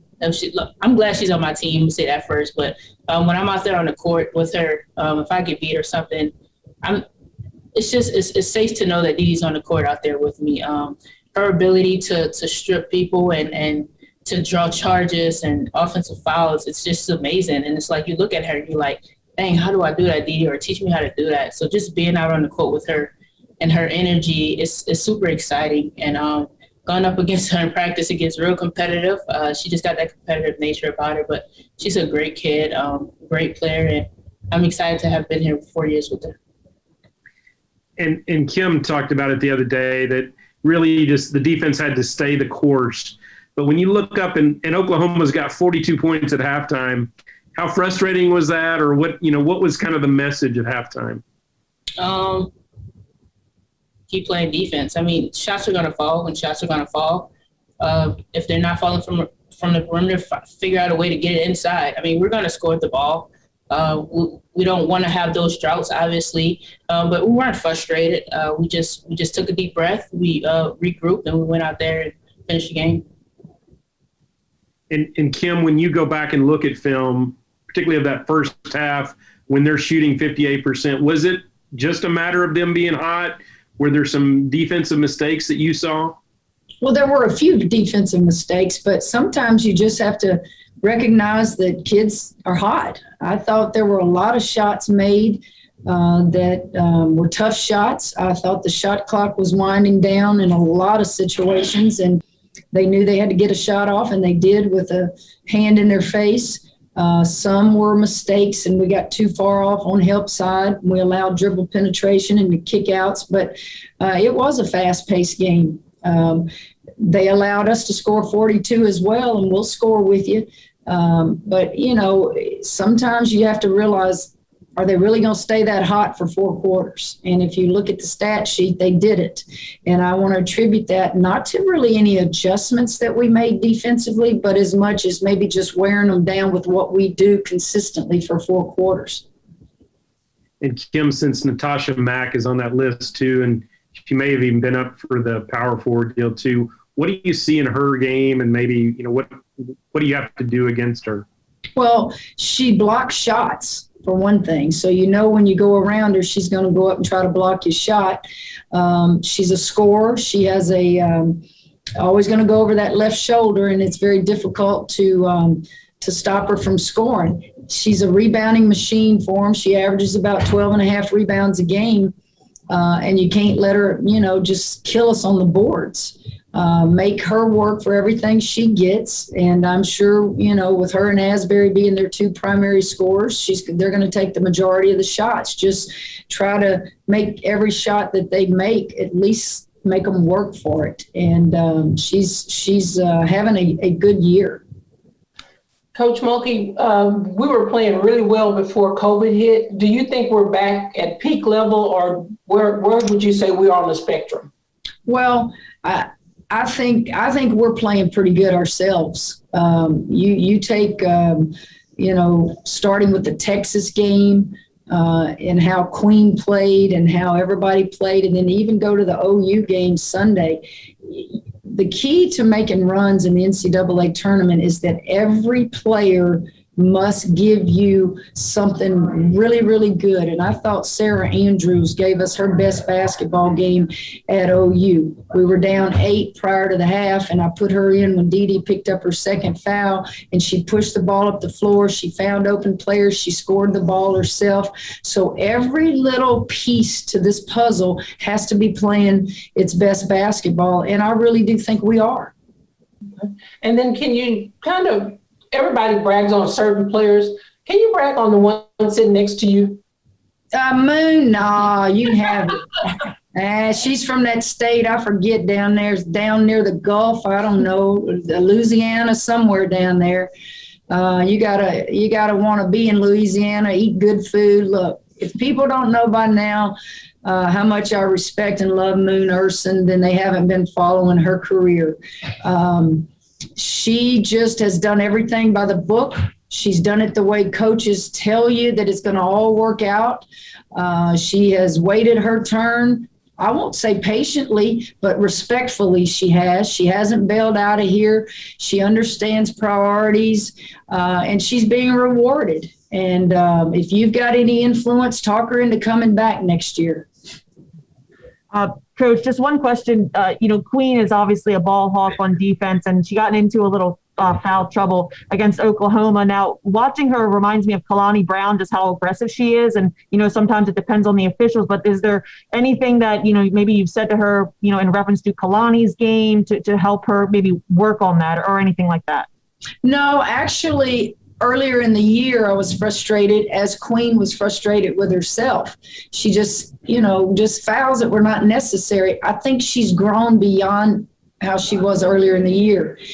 I don't want to take the OU game and put it in the same category as how she was earlier in the year. She had to guard Maddie. Maddie is a perimeter player, and you're asking, a 6'3" kid that's used to defending post players to go and guard a perimeter player now. And I thought for the most part she did good. In fact, I think Moon could have helped her one time on a foul if she'd have just come over and helped and recovered. So I don't worry about that foul trouble that she got in at OU. She didn't go back in the game because I was frustrated about that. It was because the smaller lineup was working at that time. Thank you. Kim, you talked about Sarah Andrews in that first half. I thought maybe a little bit quiet, but Trinity Oliver in the second half, I thought she played really well. I think she was 3 for 3, had scored all 8 of her points, but I think she was on Maddie quite a bit in that second half. She absolutely was. She was on Maddie here some, and that's why Queen didn't come back in the lineup, because I was so pleased with what Trinity was doing. There's another young lady. If you want to write a story on Trinity Oliver and what kind of year she's having. She's done it right. She's been patient. She's worked her way into the lineup, and she's contributing. And you're absolutely right. And you have to put young people on that floor in positions to be successful. And it's not always about their offense. Kim, I guess. With more than 160,000 alumni worldwide and counting, the Baylor family is growing. And through the university's expanded Baylor alumni program, the family is growing closer. With hundreds of local volunteers planning events in cities and towns around the country, you can gather with fellow Bears no matter where you are. So, get connected, get something started, get involved, and make plans to get together with Baylor alumni. Visit us at baylor.edu/alumni. Don Humidor, your home with a 48-foot walk-in humidor with the elite cigar brands from around the world, including the #1 cigar of the year, Aging Room Cuatro Nicaragua. Plus, they have the great brands like Macanudo and Artur Fuente, Rocky Patel, Aston, and so much more. CBD, great for sore muscles, aches and pains, sleep, Vita Dreams, and anxiety, mild depression, general health and wellness. Their staff very knowledgeable on the subject. If anyone is curious about CBD, ask Carol and Ashley. Don Humidor in the Townwood Shopping Center off Valley Mills in Waco. What you do in privacy is your own business. What you do in public with your truck, well, that's our business at Pickup Outfitters. In your garage, it's okay for your truck to parade around in the nude with no accessories. Hey, this is still America. But when you bring your truck out in public, it's just common decency to put an outfit on your truck. And that's where we come in at Pickup Outfitters. Put a cover on that bed. Cover your rear end with a bumper and a hitch, for goodness sakes. There are women and children on the roads. And guys, don't leave your tools exposed. Put them in a toolbox. Be proud of your truck and stand tall with a lift kit. Or improve your truck's posture with a leveling kit. Add some class to your pickup with new wheels and tires. Or dress up for a date with your new RV or boat with a fifth wheel or a receiver hitch. At Pickup Outfitters, we're dedicating to making the roads decent for all Central Texans. So when taking your truck out in public, remember your manners and accessorize it properly with an outfit from Pickup Outfitters. 220 Lake Air Drive in Waco. Hey, this is Bryce Petty, former starting quarterback and two-time Big 12 champion, and I know firsthand the importance of being in top shape both on and off the field. So listen up, men. If you're feeling beat down day in and day out and looking for that high-performance edge that separates the men from the boys, then look no further than the Petty Clinic Low T in Waco. Petty Clinic is a comprehensive men's healthcare clinic with an atmosphere catering to men. Board-certified Dr. Kent Petty has a special interest in offering the highest quality medical care to men of all ages. Some of the services offered include screening and treatment for low testosterone or thyroid, infertility, high blood pressure, diabetes, high cholesterol, sleep apnea, while offering comprehensive wellness exams and complete men's health lab panels. High performance men, remember, it's not just a Petty thing. This is Bryce Petty, encouraging you to reach out and Google search Petty Clinic Low T or go to pettycliniclowt.com and get your complimentary lab screening today. Welcome back to Up Tempo on SicEm365 Radio. Welcome back into the Petty Clinic Low T Bears Den. I'm Drake Toll. That is 50% of the Blonde Boys Power Hour. J.D. Pickell. Armstrong Sims is back there eating some Chick-fil-A. He got a DoorDash. The Dasher just came by. Dasher. Prancer. Hardly know her. Prancer. On Dasher, on Prancer, on Comet, on Cupid. Who else could name all the reindeer? Easy. I couldn't name all the I could reindeer. name them all. Dasher, Dancer, Prancer, Vixen, Comet, Cupid, Donner Donner Blitzen. And who did you forget? He's got a red nose. Do you recall? The most famous. You can't. Who was it? That was the joke. The joke. Okay. Right, but I still want to Move know on, if you know. move on. I don't think he knows who it is. Move on. Who is it? No, I don't know who it is. It was the song. I have no Right. idea who it is. I can't tell you who it was, although I just quoted an obscure song lyric from that song. It wasn't obscure. That's part of the song. It was sly Rudolph. how you like inserted that into sentence. Rudolph. That was seamless. Thank you. No. And then Drake totally didn't catch it. Rudolph. What's the name of the? Is it Rudolph? Yep. That's the name of your Wait. cock. That's the name of your Was cock. it? Hang on. Isn't that the name of your Cocker Spaniel? It was. I had to put that one down. No, I thought Yeah. you put down the Cocker Spaniel's what you put Lost down? 2 down. Yeah. You're two down now? 2 down, yeah. Then what were you doing today? Cocker Spaniel. I was putting my dog down. Dead or alive, Rudolph. Oh, which one? Which Rudolph? Giuliani? Kyle Rudolph? The tight end? Hey, pew, pew, pew. All right. Incredibles quotes. And go. I'm not happy, Bob. Not happy. Why? No. You said, be more specific, Bob. Oh, I thought we were doing the scene. Oh. Oh, my bad. No. Why are We you can. not happy? He got away. Good thing, too. One more second would have been your... And Armstrong. You're playing this game, too. We're going to see if we can do the whole movie. No. People are just dropping their subscriptions. I guess they don't subscribe to get on this. I was literally about to say the same thing. Our numbers are plummeting currently. This is a game I want to play. What are you going to do? Stop trying to quote Incredibles. I want to see how far we can go. I feel like we got really... What is it? The Grave Digger. What is it? Oh, Underminer. The Grave Digger? Oh The my Underminer. Gosh. You're not a true fan. Knuckhips. Knuckhips. Edna Do you Moe. remember Thunderhead? Tall storm powers. Good with kids. It's uncanny. It really is. Knuckhips. That's so good. Edna Moe. Edna Moe was based off of a real person. It's like a Edna film professor at some school, possibly Chapman. Really? Yeah. Some film school. Okay. Wow. And and it's like name. Now, you That's almost a real went to person. Chapman, right? Wasn't Chapman? I visited Chapman. Okay. Chapman was like 10 minutes from where I lived. Really? Mm-hmm. What is it? Well, I'm just getting a drink.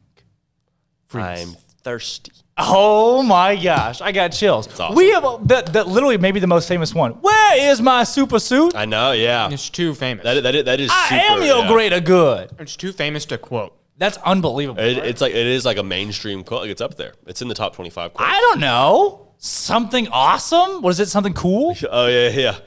Something I don't know. awesome. Something I guess. amazing, I guess. Yeah. Yeah. Wow. That's awesome. Is that the most That is quotable amazing. movie of all time? I believe it up is. there. It's very Go up there. home, buddy. Remember the Fly Titans home. also very quick. Fly home, buddy. I work alone. Oh my gosh. I can't Fly believe you're home? butchering. Yes. It's fly home? Fly home, buddy. Yeah. I work alone. I got time. Yeah, I got time. Anyways. Oh my gosh. Elastigirl. I was like Baylor last night. I got time. I got time. I got time. Oh, the mask. You still got the mask. You know that song? No. Yeah. When he's walking down the aisle. Oh, wow. With yeah, And then he's because Frozone. Wow. It is the most quotable movie. It's a great movie. Stephen from Virginia on the Riverbend Liquor and Wine text line says, "Who peed in Armstrong's Cheerios?" Yeah, I just wanted to quote Incredibles there for a second, and I knew you could do it. I had faith in you. What's the first line of the movie? If you peed in your own Oreos, though, you can eat it. That's true. I think you can drink your own urine a couple times. Nope, you'll dehydrate. No, you can do it once or twice. you can do it. You can do it a couple times. It has to be your own, though, I think. It has to be your own? You can do it I and think so. Really? I thought like it would dehydrate you because the sodium levels are so insane. I don't know. Is it sodium rich? Is urine pretty I sodium think rich? urine sodium rich. Will you? All right, we're gonna hit a break. Armstrong's gonna call his brother. Don't Google that. All right, today we have a special package from a very special person in all of our hearts. We're also joined by an Iowa State beat writer at 11:20. There we go. Special package today. Ba-doom. It's like music. What did that Blues Clues? It was Blues Clues. I did eat Cheers. Mail this morning, time. Did you really? We just got a letter. Got a letter. We just got. Say it, Armstrong. Wonder who it's from. Good stuff. I wouldn't be able to finish that one. I don't know the end of that. Armstrong or Stephen from Virginia says have to boil your urine. There's an E at the end of that. If you're gonna drink it. Okay. Wow. False. Really? False. Not from experience, but I've seen Dead or alive, boiled urine. I've seen Bear Grylls do it a couple times. Really? That's how you. Wow. I remember that being a thing. Like when big earthquakes or tsunamis hit places, people are like stuck right now. They're having to drink their urine. It's not good. It dehydrates you. I thought. I'm sure it's not like a long term. I think it is like a short term play though. Short-term play? Mm-hmm. Really? I think so. Wow, Bear Grylls. Up top for that guy. Yeah. Armstrong, you want to get in the shot? While we open the gift, it is directed to you too. Okay. Armstrong's going to pass it off to me. This from Stephen from Virginia. It is Rush, based on a true story. Gosh. Ron Howard's best film ever, a Ron Howard film. It's a racing movie. Two-time Academy Award winner Ron Howard delivers the exhilarating true story of a legendary rivalry that rocked the world. During the sexy and glamorous golden age of Formula racing, two drivers emerged as the best. Gifted English playboy James Hunt, Chris Hemsworth, at the Avengers, and his methodical, brilliant Austrian opponent, Niki Lauda, Daniel Bruhl, Inglourious Bastards. As they mercilessly clash on and off the Grand Prix racetrack, the two drivers push themselves to the breaking point of physical and psychological endurance, where there's no shortcut to victory and no margin of error. Co-starring Olivia Wilde, Tron Legacy. It's the heart-racing, epic action drama that critics are calling one of the best movies of the year or any year. Pete Hammond movie line. Looks like we're having a movie night, boys. Interesting. Armstrong, looks like we're having a movie night. I don't know if I recognize that cover. Can I see that? Yeah, 100%. Whose place? Here? Armstrong, whose place we have a movie night at? Armstrong, we're having it at Armstrong's house. There it is. Do it. You know who Armstrong lives with? We could do it at the studio, actually. Really? That'd be cool. Studio plays DVDs? No. Good luck hooking that up. Interesting. How are you going to do that? Bring in a PlayStation or anything. Oh, you have one of I those? don't know. What would you use to play DVDs at your house? I would use my Xbox. So you can unplug your Xbox, bring it in here, and then plug it in. 2013. This is not that old. 2013. You know what's crazy to me about it? Famous people. Right. I'm excited to watch I've never this. heard of that. What is weird to me is that the back of the movie says it names, so James Hunt is played by Chris Hemsworth, the Avengers. Yeah, that's cool. So the back of the movie is like, yeah, that person from this other famous movie. Why is it giving plugs to other movies these actors and actresses are in? It's trying to get you. It's like, yeah, you've seen this guy before. Daniel Bruhl, Inglourious Bastards. Like, oh. You recognize him? Oh. Yeah. It's a note on Gotcha. the tip of your tongue. Thank you. Thrilling, sexy, dangerous. Mark Adams. How about it being a Screen DVD, daily. too? I haven't seen one like of those that. in No, years. I am excited. I wonder. Yep, sure enough, it is Rush. That's awesome. It is Rush. Yep. Heck yeah. Well, I thought thank we you, could Steve open from it. Virginia. Steven Thanks from a lot, Virginia, man. up top guy. Appreciate you. That's super kind and thoughtful. Second and Charles, Midlothian, Virginia. This is cool. Go. That's really cool. This is cool, man. Steven from Virginia, thanks for doing this, bro. That's super thoughtful. That's flipping awesome. We will watch that together. We will have a movie night together and watch this as one big, happy, up-tempo family. It'll right, be a Armstrong? rush. It'll be a rush. Right, Armstrong? Yes. Okay, thank you, Armstrong. So today, breaking down Baylor men's basketball last night against Iowa State. What did you see? I saw a game that was a little bit too close for comfort. Yeah, it was just kind of strange. I think we all knew COVID would be a big deal. I think we all thought COVID would have an impact on the game. I don't think we thought it would be quite as close as it was. Oh, well. It just it felt really like Baylor was going to turn it on. And eventually they did to cover like that 10-point deficit, but they never really pulled away. You kept thinking Baylor was going to pull away, and that never happened. 3-point shooting was off. We talked about that, how before we thought maybe COVID could impact the legs. We saw that on defense. So I think it's evident that Baylor's still getting back into playing shape, getting back into game shape. But to be able to win a game when you're fresh off COVID, you haven't played in a long time, you're not playing your best game, like great teams find ways to win games like that. So the fact that one is encouraging, yeah, I'm agreeing with you, though. Substantially too close for comfort. Substantially too close for comfort. Speaking of Baylor, Baylor football released a hype video yesterday. Armstrong, do we have that? We do. We do. We've got Baylor football hype video. This will get you fired up. Check this out.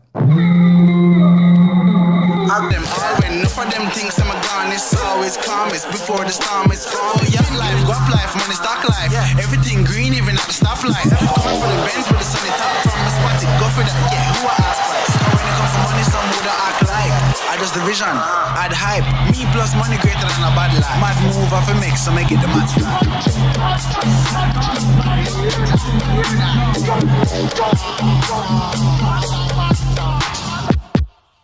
Money green, guap life, stock life. Shh. That's hype. That's my second favorite Baylor hype video. Is that a real song? I think so. I Up-Tempo didn't make it this time. Nope. I'm waiting for that one to come out, but I think this was a real song.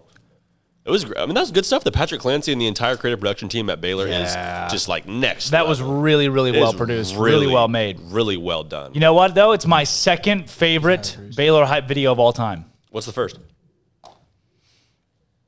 Armstrong Sims production of the 2019 Baylor football highlight video. Did you ever see that? Oh, I didn't see that. No. Oh my! It got like what?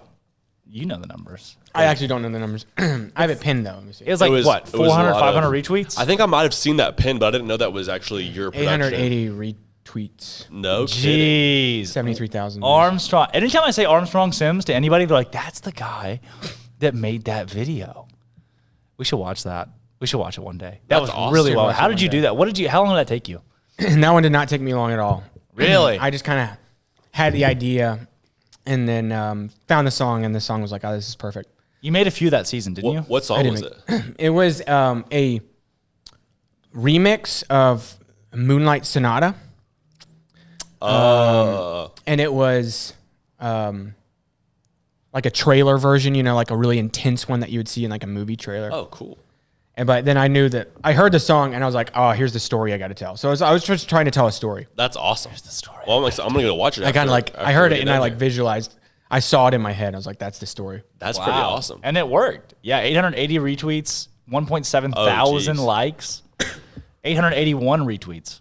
Oh, because you just retweeted it. Let's get that to 1,000 retweets. It's not relevant anymore. That's the main problem. Yeah, but the going back and watching that, knowing Baylor finished 11 wins just feels good. It feels right. Yeah, that's true. Feels right. I bet all the players watch that. I bet they watched that at their team meeting. I was reached out to by Baylor several times. Really? And saying what? Saying that the players saw the video and they like it, and that would I be interested in working with the Baylor? Really? And you said no. No, I met with them a couple times. It just didn't work out. You said, hey. Wow. I need more problems. But more problems. Take them on a date? More money. No, but I was reached out by a couple people inside the football program, not like the creative team. That was the main problem. Matt Rule. It's like not people in the creative team, like coaches reached out, and then they connected me with the creative team, and then it never really worked out with the actual creative team. So Matt Rule you said get out of my face. Matt Rule didn't text said Jeff Nixon kick rocks. I don't want to talk to you about this. I said I'm not doing it. I didn't say that. Camp Rock. I don't care what you or Frisman Jackson tell me. I'm not working for y'all. All right. Rock. Unless I get to call plays for a half. They would have let you. Against Oklahoma in the Big 12 title game. Then we'll talk. I'm Drake Toll. That's J.D. Pickell. Armstrong Sims. When we come back, Jared Stansbury from Iowa State joins us to break down last night's ball game. This is Up Tempo. You can fill some time. It was a weird Super Tuesday in college basketball last night, and Baylor was certainly part of it. In their first game since February 2nd, Baylor trailed Iowa State in Waco 65-64 with under 5 minutes to play in the game, but the Bears had just enough clutch to take care of business. Butler against Coleman lands the scoop. Jared Butler is made for this moment. Adam Flagler led the Bears with 22, and Jared Butler pitched in another 18 with Mark Vidal grabbing 15 boards in a 77-72 win that propelled BU to 18-0. Elsewhere, two of the biggest upsets in college basketball all season took place last night, with unranked Michigan State beating red-hot number 5 Illinois 81-72 at home. An improbable Kansas State, now 7-18, beat number 7 Oklahoma 62-57 in Manhattan. Unranked Ole Miss won at number 24 Missouri 60-53. Georgia Tech upset number 16 Virginia Tech 69-53, and 17th ranked Kansas fell at 14th ranked Texas 75-72. On the women's side, number 8 Maryland knocked off Iowa 111-93. And it's a solid day in Baylor athletics with women's basketball, softball, and men's tennis all playing games in Waco tonight. I'm Armstrong Sims, and that's all the news that is news in college sports. This has been Armstrong's Minute on SicEm365 Radio's Up-Tempo. With so many companies and policies out there, it gets so confusing shopping for insurance, and I never know if I'm getting the policy that's right for me. Luckily, I met the team at the Niche Group Insurance Agency. With the Niche Group, you can go to one company and get access to coverage options from many insurance carriers, and you get to speak to a real person about your specific coverage needs. With the Niche Group, I know I'm getting the right coverage at the right price. If you need insurance, talk to the experts at the Niche Group at 1-800-258-8302. Southwest Sports Medicine and Orthopedics, the team physician of Baylor Athletics. Our doctors specialize in the diagnosis and treatment of any and all sports-related injuries. Celebrating over a decade of service in Central Texas, our doctors are equipped to handle a wide range of issues, whether it's your foot or ankle, orthopedic spine care, your hand or wrist, knee and shoulder pain, or if you're in need of our arthritis or total joint clinic. Come see us at the new Baylor Scott and White Ted and Sue Getterman Sports and Orthopedic Center. Trusted doctors at Baylor Trust, Southwest Sports Medicine and Orthopedics. Our goal is to get you back in the game. Hey, this is Bryce Petty, former starting quarterback and two-time Big 12 champion, and I know firsthand the importance of being in top shape both on and off the field. So listen up, men. If you're feeling beat down day in and day out and looking for that high-performance edge that separates the men from the boys, then look no further than the Petty Clinic Low T in Waco. Petty Clinic is a comprehensive men's healthcare clinic with an atmosphere catering to men. Board-certified Dr. Kent Petty has a special interest in offering the highest quality medical care to men of all ages. Some of the services offered include screening and treatment for low testosterone or thyroid, infertility, high blood pressure, diabetes, high cholesterol, sleep apnea, while offering comprehensive wellness exams and complete men's health lab panels. High performance men, remember, it's not just a Petty thing. This is Bryce Petty, encouraging you to reach out and Google search Petty Clinic Low T or go to pettycliniclowt.com and get your complimentary lab screening today.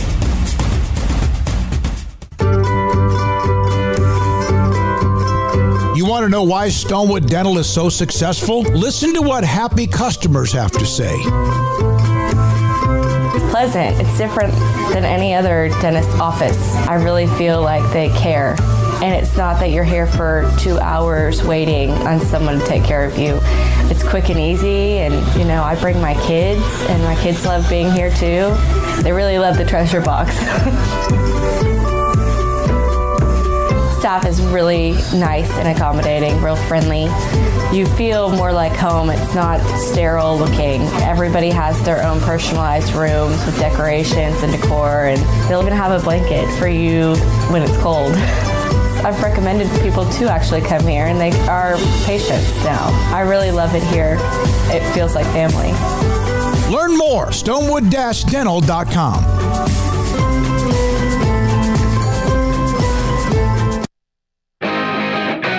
Welcome back to Up Tempo on SicEm365 Radio. Here's Drake Toll. Welcome back in the Petty Clinic Low T Bears Den. Up Tempo on your Wednesday, following a Baylor men's basketball win last night at home against Iowa State.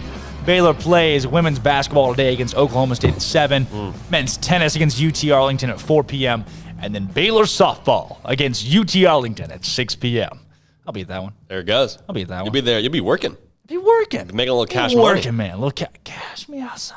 Cash money. Cash money. And now we're joined by Jared Stansbury, an Iowa State beat writer. Jared's going to come in and help us break down last night's game between Baylor and Iowa State. Jared, my man, who could have expected this game would go down to the wire like it did? I don't know. Maybe you did. No, definitely not, man. I mean, I think, you look at everything with Baylor just because of having the time off and everything. And I think Iowa State's played a little bit better here, up and down, I guess, over the last several weeks. But, I think that you could see early on the Bears were a little bit of a step slow. And I was texting with another one of the guys that works with us, and he was feeling pretty good about the Cyclones. And I told him right away, I was like, man, let's wait, 5-10 minutes and see where things go. And then Baylor went on a 7-0 run to cut the lead back to 10. And I was like, oh, here we go. And so I thought that Iowa State would have a chance to, maybe push them a little bit, but I think that Baylor was, but I'm sure that it would have been an interesting game for sure. With Rasir Bolton doing what he did last night and Trey Harris adding to that, those guys combined for 43. They had 21 and 22 respectively. Is that the best that Iowa State has played, that you've seen them play this season? I thought that first half was definitely the best that they played. And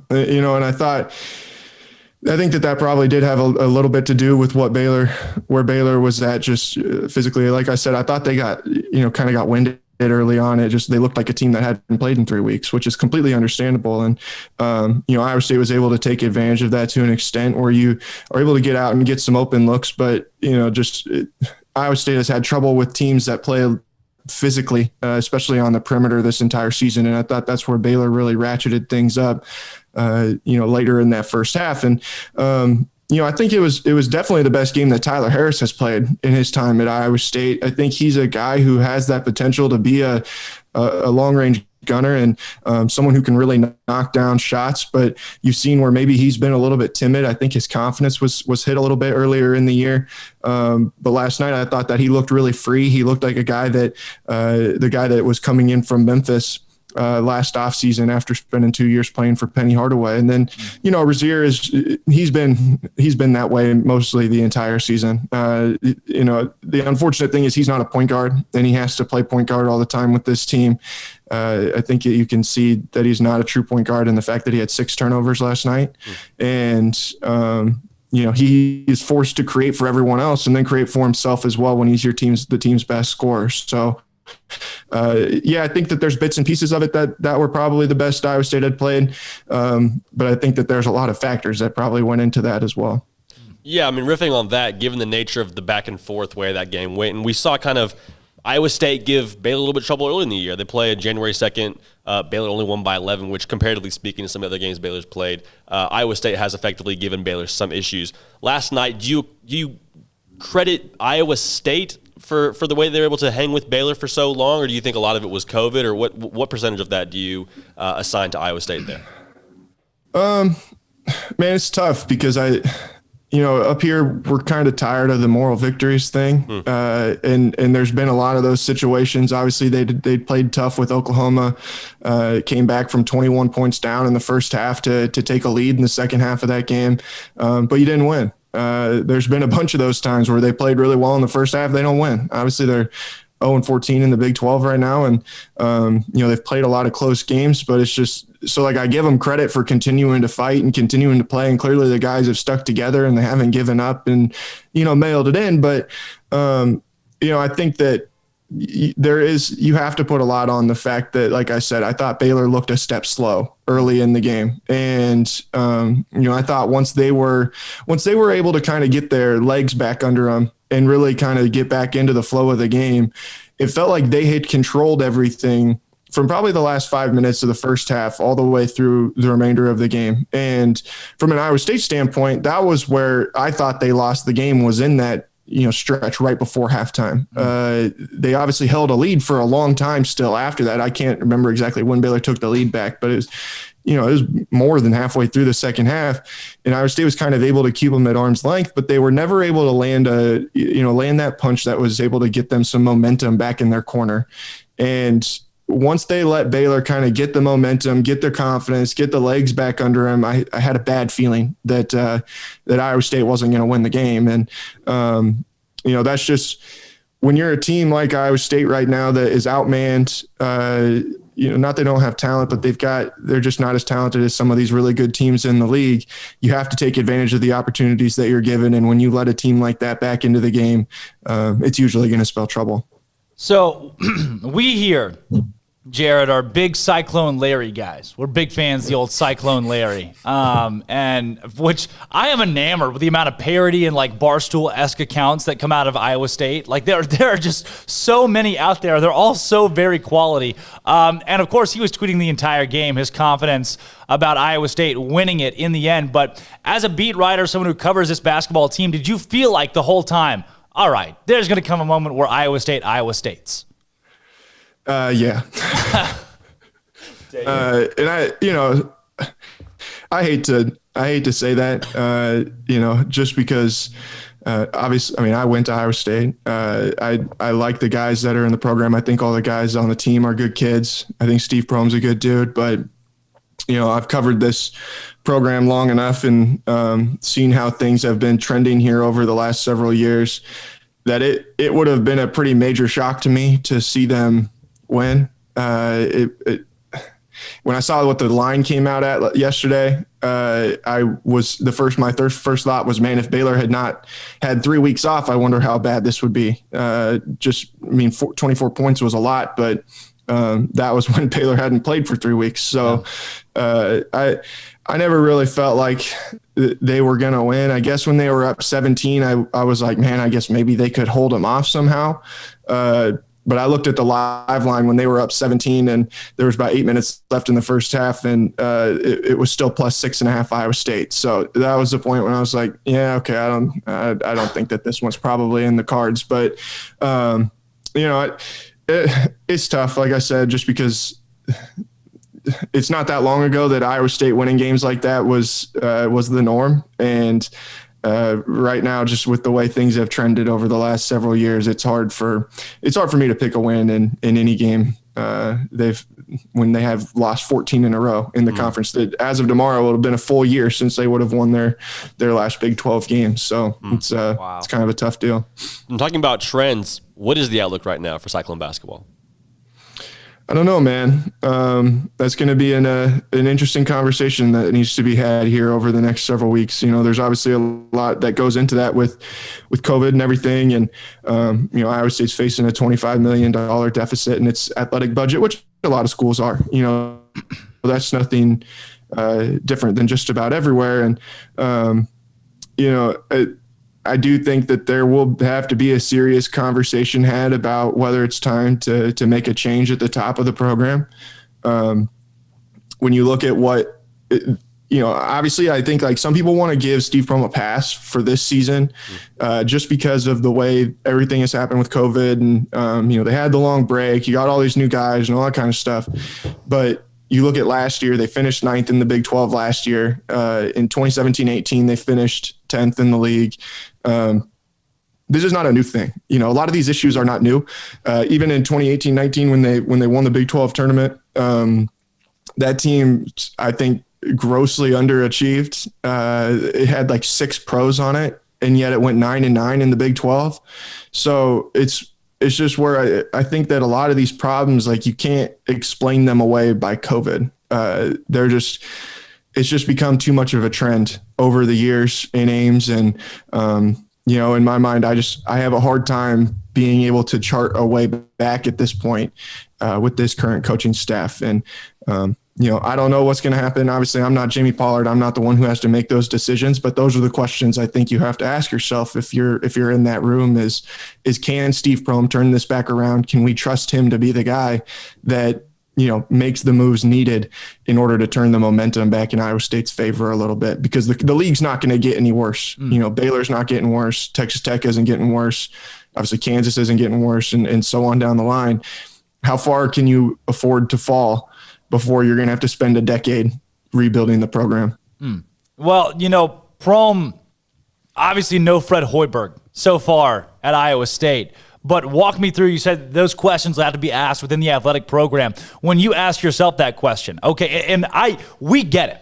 We've been around coaches before that you love their personality and you fall in love with really who they are. But in the end, the wins don't translate or things just don't come as easy for the program they're leading. When you take a look at and assess the situation at Iowa State right now, what are your thoughts on whether or not there should be or will be a change at the end of the year?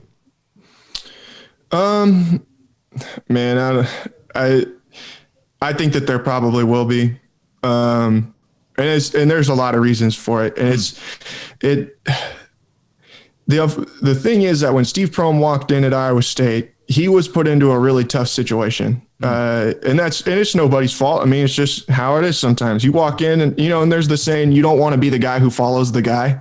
Well, Fred Hoiberg was the guy. He's been the guy for a long time. And, Steve Prohm had a tough job where he had to walk in and replace the guy that literally got voted, got write-in votes for the mayor of Ames when he was in college at Iowa State. Like there's no one that's more popular, and except for maybe now George Niang or Brock Purdy, I guess maybe, and Matt Campbell. But at that time there was nobody more popular in Cyclone Nation than Fred Hoiberg. So it's like you're already put in a tough situation right off the bat, right there. So that's one piece of it. And then secondly, like you inherit a roster that at that time was going to go into that season. I think they were number 4 in the nation in the AP poll. You had George Niang, Monte Morris, Naslong, Matt Thomas, and all the way down the line, a bunch of dudes who are playing in the NBA right now. So you're already set up to be really good. And, that team underachieved too. And you come back the next year, you got Monte back, you got Naz, you got Matt, Deontay Burton, and all those guys. And they underachieved for the most part. In that year, you're able to make a run and go win the Big 12 tournament in Kansas City. But then you get into the NCAA tournament, you kind of beat up on Nevada and then play a Purdue team that, I still think is probably one of the major turning points of the Prohm era. That team should have been able to eviscerate Purdue that year. And they just couldn't do it because of some strategic coaching decisions that I'm not going to go into just because it's not time for it right now. But and then you come back in the next year, you got some young guys that are good and like Lindell Wigginton, Cam Lard, some pieces to build around. And both of them only ended up lasting 2 years in the program before they kind of, washed out. Lindell went pro. He's playing for the Iowa Wolves right now down in the G League bubble. Cam Lard, last I knew, just lived in Ames. I don't know where Cam is now. As far as I know, he's not playing basketball. That's a kid who had, potential out the wazoo, and he's not even playing ball anymore. So there's just so many different things that just really kind of didn't go their way. And then I think you can say they were a little unlucky too on the recruiting trail, where Taylor Horton-Tucker ends up being a one and done. Now he's in the rotation for the defending NBA champion Los Angeles Lakers. I don't think anybody saw that coming really. Tyrese Halliburton was a top 200 recruit, and now suddenly he's an NBA lottery pick and one of the front runners to win the NBA Rookie of the Year. So you give them credit for finding these kids, but at the same time, it puts you in these tough situations where you don't know what to do afterwards. And that's how you kind of end up in these holes. And I saw a thing today that they're Ken Pom has this statistic for luck, adjusted luck or something like that. And it's really not actually, gauging luck, but it's gauging whether or not you're underachieving or overachieving expectations. And they finished in the bottom 300, the bottom 50 of that out of 350 something teams every year that Steve Prohm has been there, which means they've underachieved with every team that he's had. And that's just where I think that when you're looking at if you're going to make a change, I don't think this roster fits together very well. So you're going to have to go back and get a bunch of new guys again on the transfer wire or whatever it may be. But we've done that before and it didn't work. So how can you feel too confident that that's going to make too big of a difference? So that's kind of where I come at it from. If they brought him back, I would think that there would have to be some pretty major changes to his staff. But at this point, who's going to come back and want to coach with them? So when that this is a guy who's obviously kind of on his last legs. So it's a tough deal, man. I mean, but I never thought that we'd be in a position where it'd be February 24th and Iowa State would be winless in the Big 12. 5 years ago with where the program was when Steve got here, and man, even 2 years ago with where they were at with Mariel Shayok and all those guys, and the year they last won the Big 12 tournament. Yeah. Now, going back to last night, did you learn anything new about Baylor? I'm assuming you've watched quite a bit of Big 12 basketball. Was there anything that you learned about Baylor from last night's game? No, I wouudn't really say so, man. I mean, I wasn't too worried about them coming into the game. And that's why, I actually was on the radio here in Des Moines. I was on the show that my boss usually hosts, and I sat in for him. But the guy I was co-hosting with asked me how I felt the COVID break would make a difference. And the things that really, in my mind, like with teams that are coming back from something like that, or teams that really just in this COVID year in general, I think that really make a big difference, or one, your continuity. And, obviously Baylor is one of the most, had one of the highest continuity numbers in the country. I think they're in the top 40, something like 60% of their production returning from last season. Those guys are not unfamiliar with each other. So it's like taking a little break from playing ball together. It's not going to take you too long before you kind of get back into that groove and see, and get it figured out again. And then the other thing is defense, dude. Like, if you can defend the way that they can, then you can weather a lot of storms. Yeah. And even early in that game, I was like, man, once they flip that switch and turn this thing on, things could get interesting, because these dudes can really get after you defensively, get up in you on the perimeter and push you around down low and just make things difficult. And that's exactly what they did. And I think that's just where I came away, as I was like, man, these guys are every bit as good as what I thought that they were. And there's a reason that, in my mind, if you're going to look at the hierarchy of college basketball teams right now, and this has been a big conversation up here, obviously with as good as Iowa has been this season, and the Hawkeyes are right there in that hunt to potentially get a number 1 seed next month.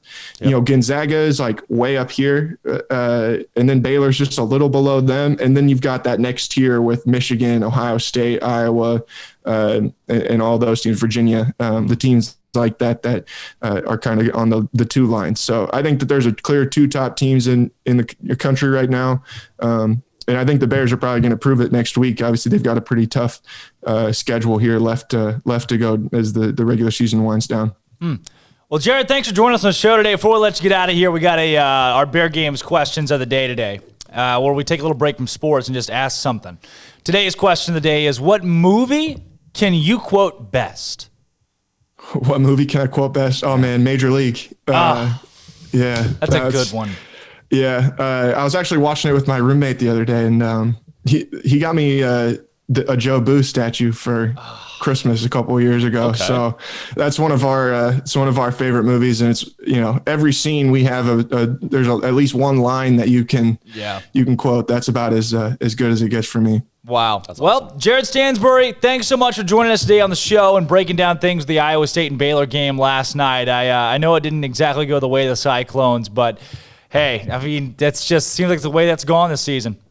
Absolutely, man. Thanks for having me, guys. Absolutely. Again, that was Jared Stansbury joining the show from Cyclone Fanatic, managing editor of Cyclone Fanatic. Went to Jared. It can only be Jared. Can we do a little Armstrong's Minute action instead of a full break and then come on back? All right, we're going to hit an Armstrong's Minute here real quick and be right back talking SicEm Pick'em, and we're going to play a little Music Wednesday. I know. All right. Oh, we're going to change the rules. Let's run it. We're going to change the rules out. This is Up Tempo. I like that. It was a weird Super Tuesday in college basketball last night, and Baylor was certainly part of it. In their first game since February 2nd, Baylor trailed Iowa State in Waco 65-64 with under 5 minutes to play in the game, but the Bears had just enough clutch to take care of business. Butler against Coleman lands the scoop. Jared Butler is made for this moment. Adam Flagler led the Bears with 22, and Jared Butler pitched in another 18 with Mark Vidal grabbing 15 boards in a 77-72 win that propelled BU to 18-0. Elsewhere, two of the biggest upsets in college basketball all season took place last night, with unranked Michigan State beating red-hot number 5 Illinois 81-72 at home. An improbable Kansas State, now 7-18, beat number 7 Oklahoma 62-57 in Manhattan. Unranked Ole Miss won at number 24 Missouri 60-53. Georgia Tech upset number 16 Virginia Tech 69-53, and 17th ranked Kansas fell at 14th ranked Texas 75-72. On the women's side, number 8 Maryland knocked off Iowa 111-93. And it's a solid day in Baylor athletics with women's basketball, softball, and men's tennis all playing games in Waco tonight. I'm Armstrong Sims, and that's all the news that is news in college sports. This has been Armstrong's Minute on SicEm365 Radio's Up-Tempo. Welcome back to the Petty Clicking Low T Bears Den. Imagine. But, all right, let's all close our eyes. Armstrong? Okay, so imagine being a small boy, 6'4", That's a pretty big boy. 190. That's a big boy right there. And you are the boy that puts all your Monopoly money on a bunch of parlays in one night. And they all look so good, and you're so confident in them. And they all hit, except for the one little game you put in your parlay. That was the Oklahoma money line against a team that's won 2 games in Big 12 play, flipping Kansas State. You would be me. Open your eyes. You're me. Dark. I put the Oklahoma game on all the money lines. I was like, I'll make an extra $5. A Chick-fil-A sandwich. Dude, none of the trends hit last night. None of the trends hit. None of the trends. That's not your fault. That's not your fault. But you buy the ticket, you take the ride, it'll come back. It all comes back around, Of right? all the trends that could have hit, You just shoot your way out of a ditch. none of them hit. None of them. Watch your mouth. This is What? a family-friendly show. Shoot your way out of a ditch. Whoa! 100%. Shoot your way out. Of, Just machine gun style. Okay. Of a culvert. What's that? I don't know what the alternate word is for that. SicEm Pick'em today. Armstrong, will you put the SicEm Pick'em graphic up on the screen? Armstrong? Armstrong. Huh. He's not responding. Got a work call. SicEm Pick'em tonight. Do we have a SicEm Pick'em graphic? Yesterday, yeah, we do. It's not a graphic. It's like a little overlay that goes on the screen. Oh, that's kind of Yesterday, cool. Is that new? Michigan State beat Illinois outright. Yeah, I know. Weird. I had Illinois -7. That was weird. Michigan State is awful. St. John's lost by 23. That was crazy. Kansas State beat Oklahoma. West Virginia covered by 1. Texas pushed, in my book. Georgia Tech. Half-point loss for your boy. Yeah. Half-point loss. Awful. So awful. That's why you always buy a half a point. Not always, but I buy half a point every other day. It made it even 3, though. Oh, look, Armstrong's looking up at me now. Hey, Armstrong. That made it to an even 3, though. You know, they say nothing in life is free. Usually you buy the hook. Yeah. Right? Yeah. Okay. Today's SicEm Pick'em. Well, they're wrong. Sorry, tangent. Clemson at Wake Forest. You like a money line Clemson tonight? You know what? Wake Forest is actually Awful? the best team in the ACC against the spread in conference games. Okay, well, give me money line. So I'll take Wake Forest plus 3.5. Money, money, money. Money line. At home. Wake Forest has lost 3 straight games, 4 out of the last 5. They've lost the last 2 at home. They lost one to NC State, who is bad at basketball. Clemson has won 3 straight, 4 out of the last 5. Clemson's going to the NCAA tournament. You can tell them I said it. Wait, so you're taking Wake Forest money line or you're taking Clemson money line? Clemson money line. Although Clemson has not played since What is February the 12th. money line there? The money line's Minus 160? That's not bad. Yeah, That's not horrible. Oh, yeah, for Clemson? Yeah, That's no, not that's a good money horrible. line to take. It's a good money line to take. That's a 3:30 game, too. So you gotta act fast. Gross. Act fast. Act now. Or forever.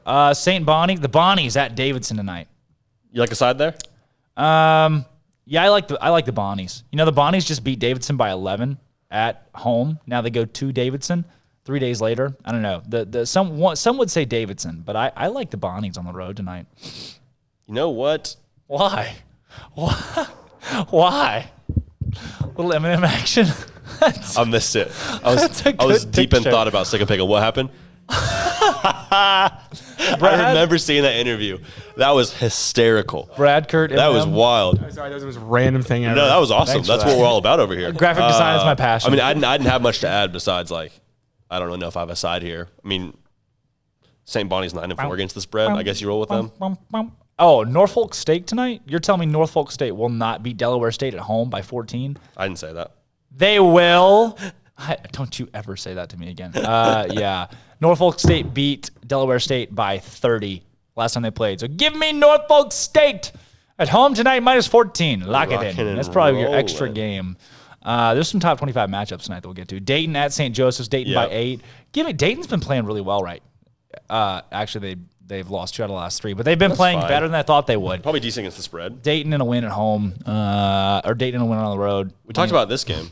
North Carolina at home against Marquette. What do you think, Armstrong? Marquette? The Blue Bloods are ripping it lately. Why is North Carolina playing these obscure teams in that's a good question. the middle of the season? That's a good question. But North Carolina's been ripping it lately. Like all the Blue Bloods, unbelievable lately. Give me Virginia money line against North Carolina State. That game, too, I think it moved a 1.5. So smart money is going on North Carolina. Oh, yeah. I'm ripping the Blue Bloods. -9.5. I'll roll with it. I'll ride the Lightning. I'll ride the Lightning a little bit. Yeah, Marquette lost by 6 at Seton Hall. North Carolina's pretty hot right now. They lost at Virginia by a dozen. They lost at Clemson. But at home, North Carolina's rolling. Yes, Armstrong? Say yes. Yeah. I like North Carolina. Although North Carolina, they're 9-11 against the spread. That's not bad. I wonder what they're. See, I wish there was a way to check what they're on the last 5 games against the spread, because I bet they're pretty decent. You think so? Bet they're pretty decent. I don't think so. I'll have to do some research and get back to y'all. But they're probably 3-2. I'll ride the Lightning, though, as Andrew Robertson would say. Oh, you're going to do it? You know what I'm saying? I'll go at 9.5. Okay. I think that's good. Mississippi State, South Carolina. You like it? Dude, I kind of like South Carolina. They're scrappy. Oh, I love South Carolina. They're scrappy. Plus 5.5. Oh, give me a money line on that. You know why? Really? Mississippi State's booty right now. Oh, no, they just won it at Ole Miss. They won at Ole Miss. South Carolina hasn't won a game in the last 5. I'm just kidding. I was being a silly goose. Ride South Carolina plus 5.5. Don't ride the money line. Ride the Lightning. Ride the Lightning, ride the money line. What is scared money? Make no money. Scared money's no money. Another team, Houston Baptist. Awful this year. 4-14. But good against the spread. Really? They're great against the spread for whatever reason. They're plus 11.5 at Nichols. You're telling me Furman's going to beat Citadel by 16.5 at home?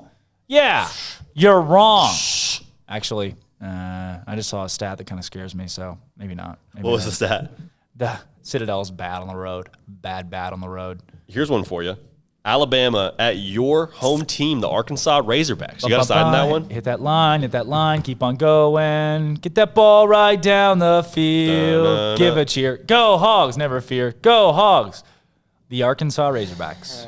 You rolling with them, -2? -2 against Alabama tonight. 13-7 against the spread. Arkansas is a great team against the spread. I go back and forth, but Alabama's the best team in the SEC in conference games against the spread. So that's tough. But look, that's Alabama tough. also lost at Missouri by 3.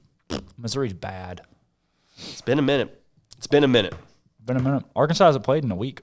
Penamina. Dude, I might roll with. I think I might roll Bama +2. Penamina cheese. Really? I think I might roll Bama +2. I might see if that moves. I'm putting my monopoly. I'm putting my house money on Arkansas -2.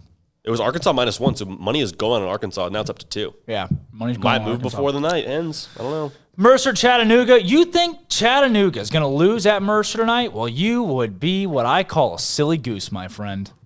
Give me Chattanooga money line at Mercer. Mercer's a 3.5-point favorite. Mercer's good. Mercer. On Dancer, on Prancer, on Cupid, on Chattanooga's 14-7 against the spread this season. Give me a Chattanooga money line. I didn't know they were that good against. They're probably one of the best in the country. I have been riding with Chattanooga the last few days. Interesting. I've been riding with Chattanooga. Western Carolina at UNC Greensboro. UNC Greensboro is going to stay away from that one.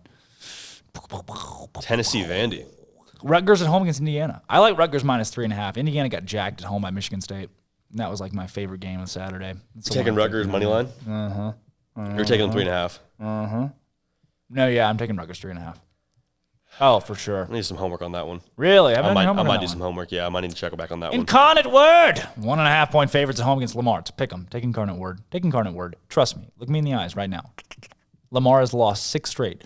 Incarnate Word is not that bad at basketball. Take them. Take them. Do it. Do it. Interesting. Don't question. Do it. Dude, Vanderbilt's awful this year. Do it. Say it. Tennessee at Vandy. Tennessee. Tennessee -8. Vandy money line. Bad. Vandy money line. See, I don't know. Oh, really? Interesting. Vandy money line. Tennessee is bad. Tennessee's bad right now. They are reeling. They are really bad right now. I mean, they won 3 out of their last 5. Really? But I mean, I guess they got romped up on against Kentucky. Yeah, by 15. That was bad. Lost at LSU. That was at home too. Now they're on the road. They lost at LSU by 13. Yeah, they have that South Carolina win, but South Carolina's bad at basketball. Give me Vandy. Vandy +8. Not money line. You're right, I guess. That's a good point that you make right there. But Vandy's at home. I think they would do fine being at home. Last couple games in here. Creighton against DePaul. Creighton -15. I like Creighton -15. I like Florida State -11.5. At Miami. The U in the 80s. Yeah, that's it. Anything else? I'm with you. I like Florida State minus 11.5. This show I'm rolling with them. Took a mellow turn. Yeah, dude. I mean, it's just calm in the face of the anxiety of what is Monopoly money. Monopoly money game might close. Your Monopoly money? My Monopoly money set is set to potentially close down for the rest of basketball season. Really? Why is that? Weather? The man who runs the Monopoly money set said that there is not a ton of action, and he may close for the season. Might be a seasonal thing. Really? And I said, don't you dare. So, well, I can set you up with my Monopoly money. I was going to say, my only thing is that the Monopoly this guy is great about Monopoly money payouts. Oh. He's pretty quick, so you don't need to have any, you can get paid out whenever. Whereas some books, I know Bovada is you have to make 500 before you can cash out. No, mine's I make 100 Monopoly dollars and cash out. Cash out? Interesting. Okay. Yeah, on Tuesdays. Tuesday, 8 a.m. Interesting. You get the little Venmo and it says, Happy Tuesday. That's kind of cool. That's kind of nice. Oh, yeah, 100%. That's a nice Monopoly guy. 100%. And $100 fine. $100 good. All right, today we're going to play Music Wednesday. This is between JD and Armstrong. Good. I've never heard this. I have a bad feeling about this, too. JD, Armstrong never heard it. What you have to name, this is a convoluted game right here, folks. Okay. What you have to, did you yawn earlier on the show? Are you tired? I don't think so. Armstrong yawned. I may have yawned. Okay. Today, get your pen and paper, notes. The notes right here, baby. They are songs popularized by movies. You get 2 points for the movie, 1 point for the song, 1 point for the artist. 4 points available on the board. Neither of these guys have ever heard these songs. We'll play it twice, maybe 3 times if I'm feeling generous today. That's going to be interesting. Welcome to Music Wednesday, Armstrong. Hit it.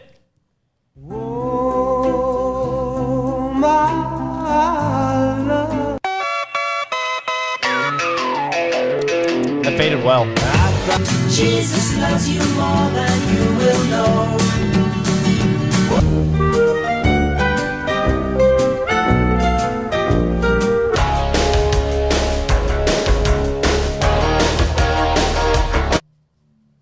Yeah. Bam! Oh, I bet Armstrong's good.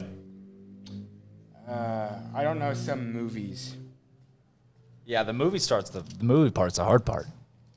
That's why it's worth 2 points.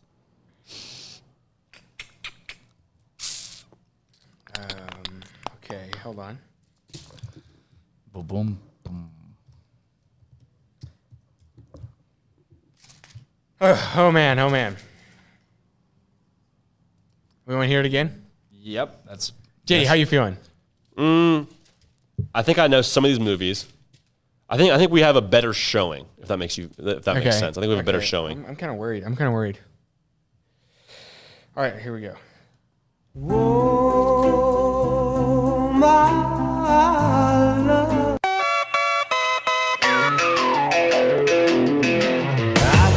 Jesus loves you more than you will know.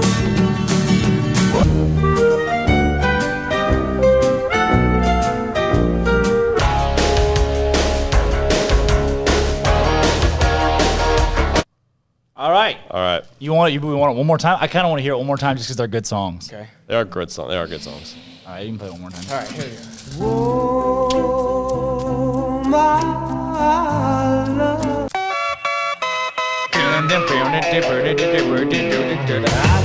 Jesus loves you more than you will know. Whoa.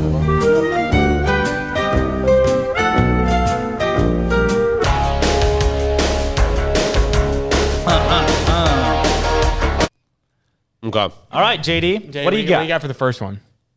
What was it called? Smash Mouth. It's Shrek. No. That's not the first one. That's not the first one. Oh, actually, I didn't know the first one. I have nothing but the The first one I got no nothing. title or artist, but I think Godfather?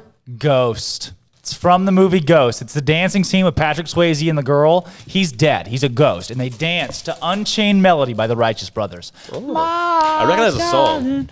I hunger for your touch. What's song number 2, JD? This is Shrek, yeah. Yep. Smash Mouth. Yeah. Oh, it's also in that one's also in Goodfellas. Okay. I'm a believer. So Hey! JD got 3 points, or 4 points. There we go. And number 2 I had I'm a Believer by Smash Mouth from Shrek. Oh, Armstrong also got 4 points. All right, what do we have for number 3? I have you want to go first? This is all you. I have Mrs. Robinson by Simon and Garfunkel. Uh-huh. And I don't know the movie. I'm going to guess Forrest Gump. No. Okay. I had Mrs. Robinson in the word of my title. So I said it was by Bread. I will give you Mrs. Did you have a movie? I will not give you No. Bread. Okay. Well, the that's movie, Mrs. Doubtfire, with Robin Williams, where he is the male guy, but as a female babysitter. Interesting. Mrs. Doubtfire. That movie was big in that song was big in that movie. Ooh. Ooh. I never saw Mrs. Doubtfire. Really? Good film? Yeah. Mrs. Robinson is in Forrest Gump. Okay, then I would have given you Forrest Gump, but you didn't say it. I did. You said Forrest Gump? I did say Forrest Gump, and you said no, it's Mrs. Doubtfire. Oh. Well, then, yeah, 100%. I'll give it to you. I'm sorry about that. Thank you. Yeah. What about number 4? Movie is Monsters, Inc. Oh. No. You are a Is it? The movie is Toy Incredible? Story. Here's a hint, too. You are a sad little man. Strange. You're a sad, strange little man. You have my pity. Very well. Okay, then I have no points. It's You've Got a Friend by Randy Newman from... Oh, wow. That was the beginning of it. From Toy Story, yes. No kidding. Okay. Yep. Yeah. Yep. And number 5? Danger Zone, Top Gun. Danger Zone. Who sings it?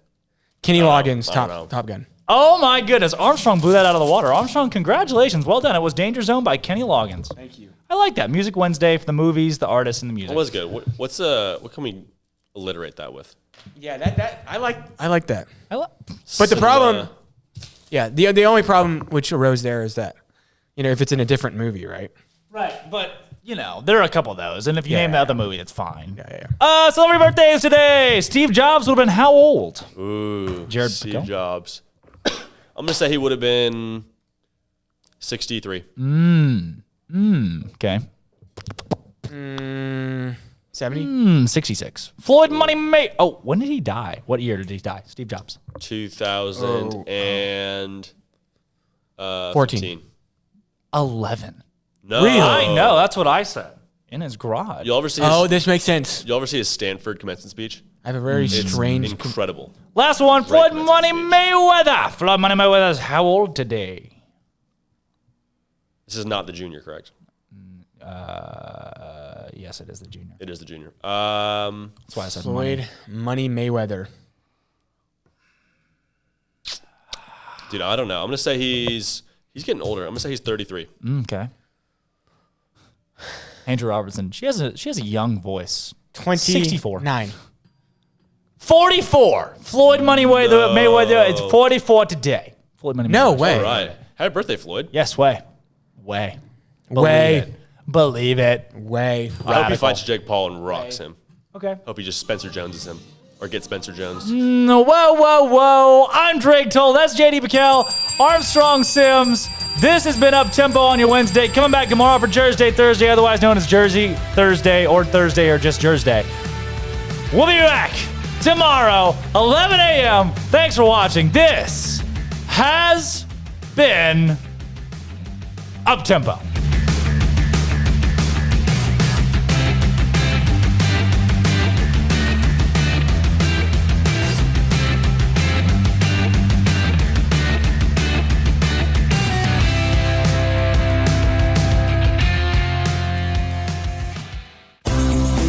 Ideal MRI is a small family business right here in Central Texas. We're open to support you while lowering the cost of healthcare bills. When you need an MRI, ask your doctor for an Ideal MRI. Visit us at idealmri.com or call us at 833-IDEAL-MRI. Boozers is the wedding ring store and more. If you're ready to get engaged or already married and want to upgrade your wife's ring for a special anniversary, Boozers is the place to go. With the largest selection of premier quality diamond engagement rings and wedding rings in Central Texas. They have 7 cases with over 300 styles of rings from top designers like Natalie Kay. Choose from yellow, white, or rose gold, plus beautiful top quality loose diamonds. With an in-house jeweler, they can also custom make anything you want. Bring in a picture or drawing and let Boozers create your one-of-a-kind pendant or ring. They can even use some of your old gold and diamond jewelry to create something new. At Boozers, you'll find a great selection of quality timepieces, and Boozers is the place for expert watch maintenance and repairs too. They specialize in expert Rolex watch repair for fine jewelry, watches, custom work, and more. Go to Boozers on Valley Mills and Lake Air Drive in Waco. Boozers.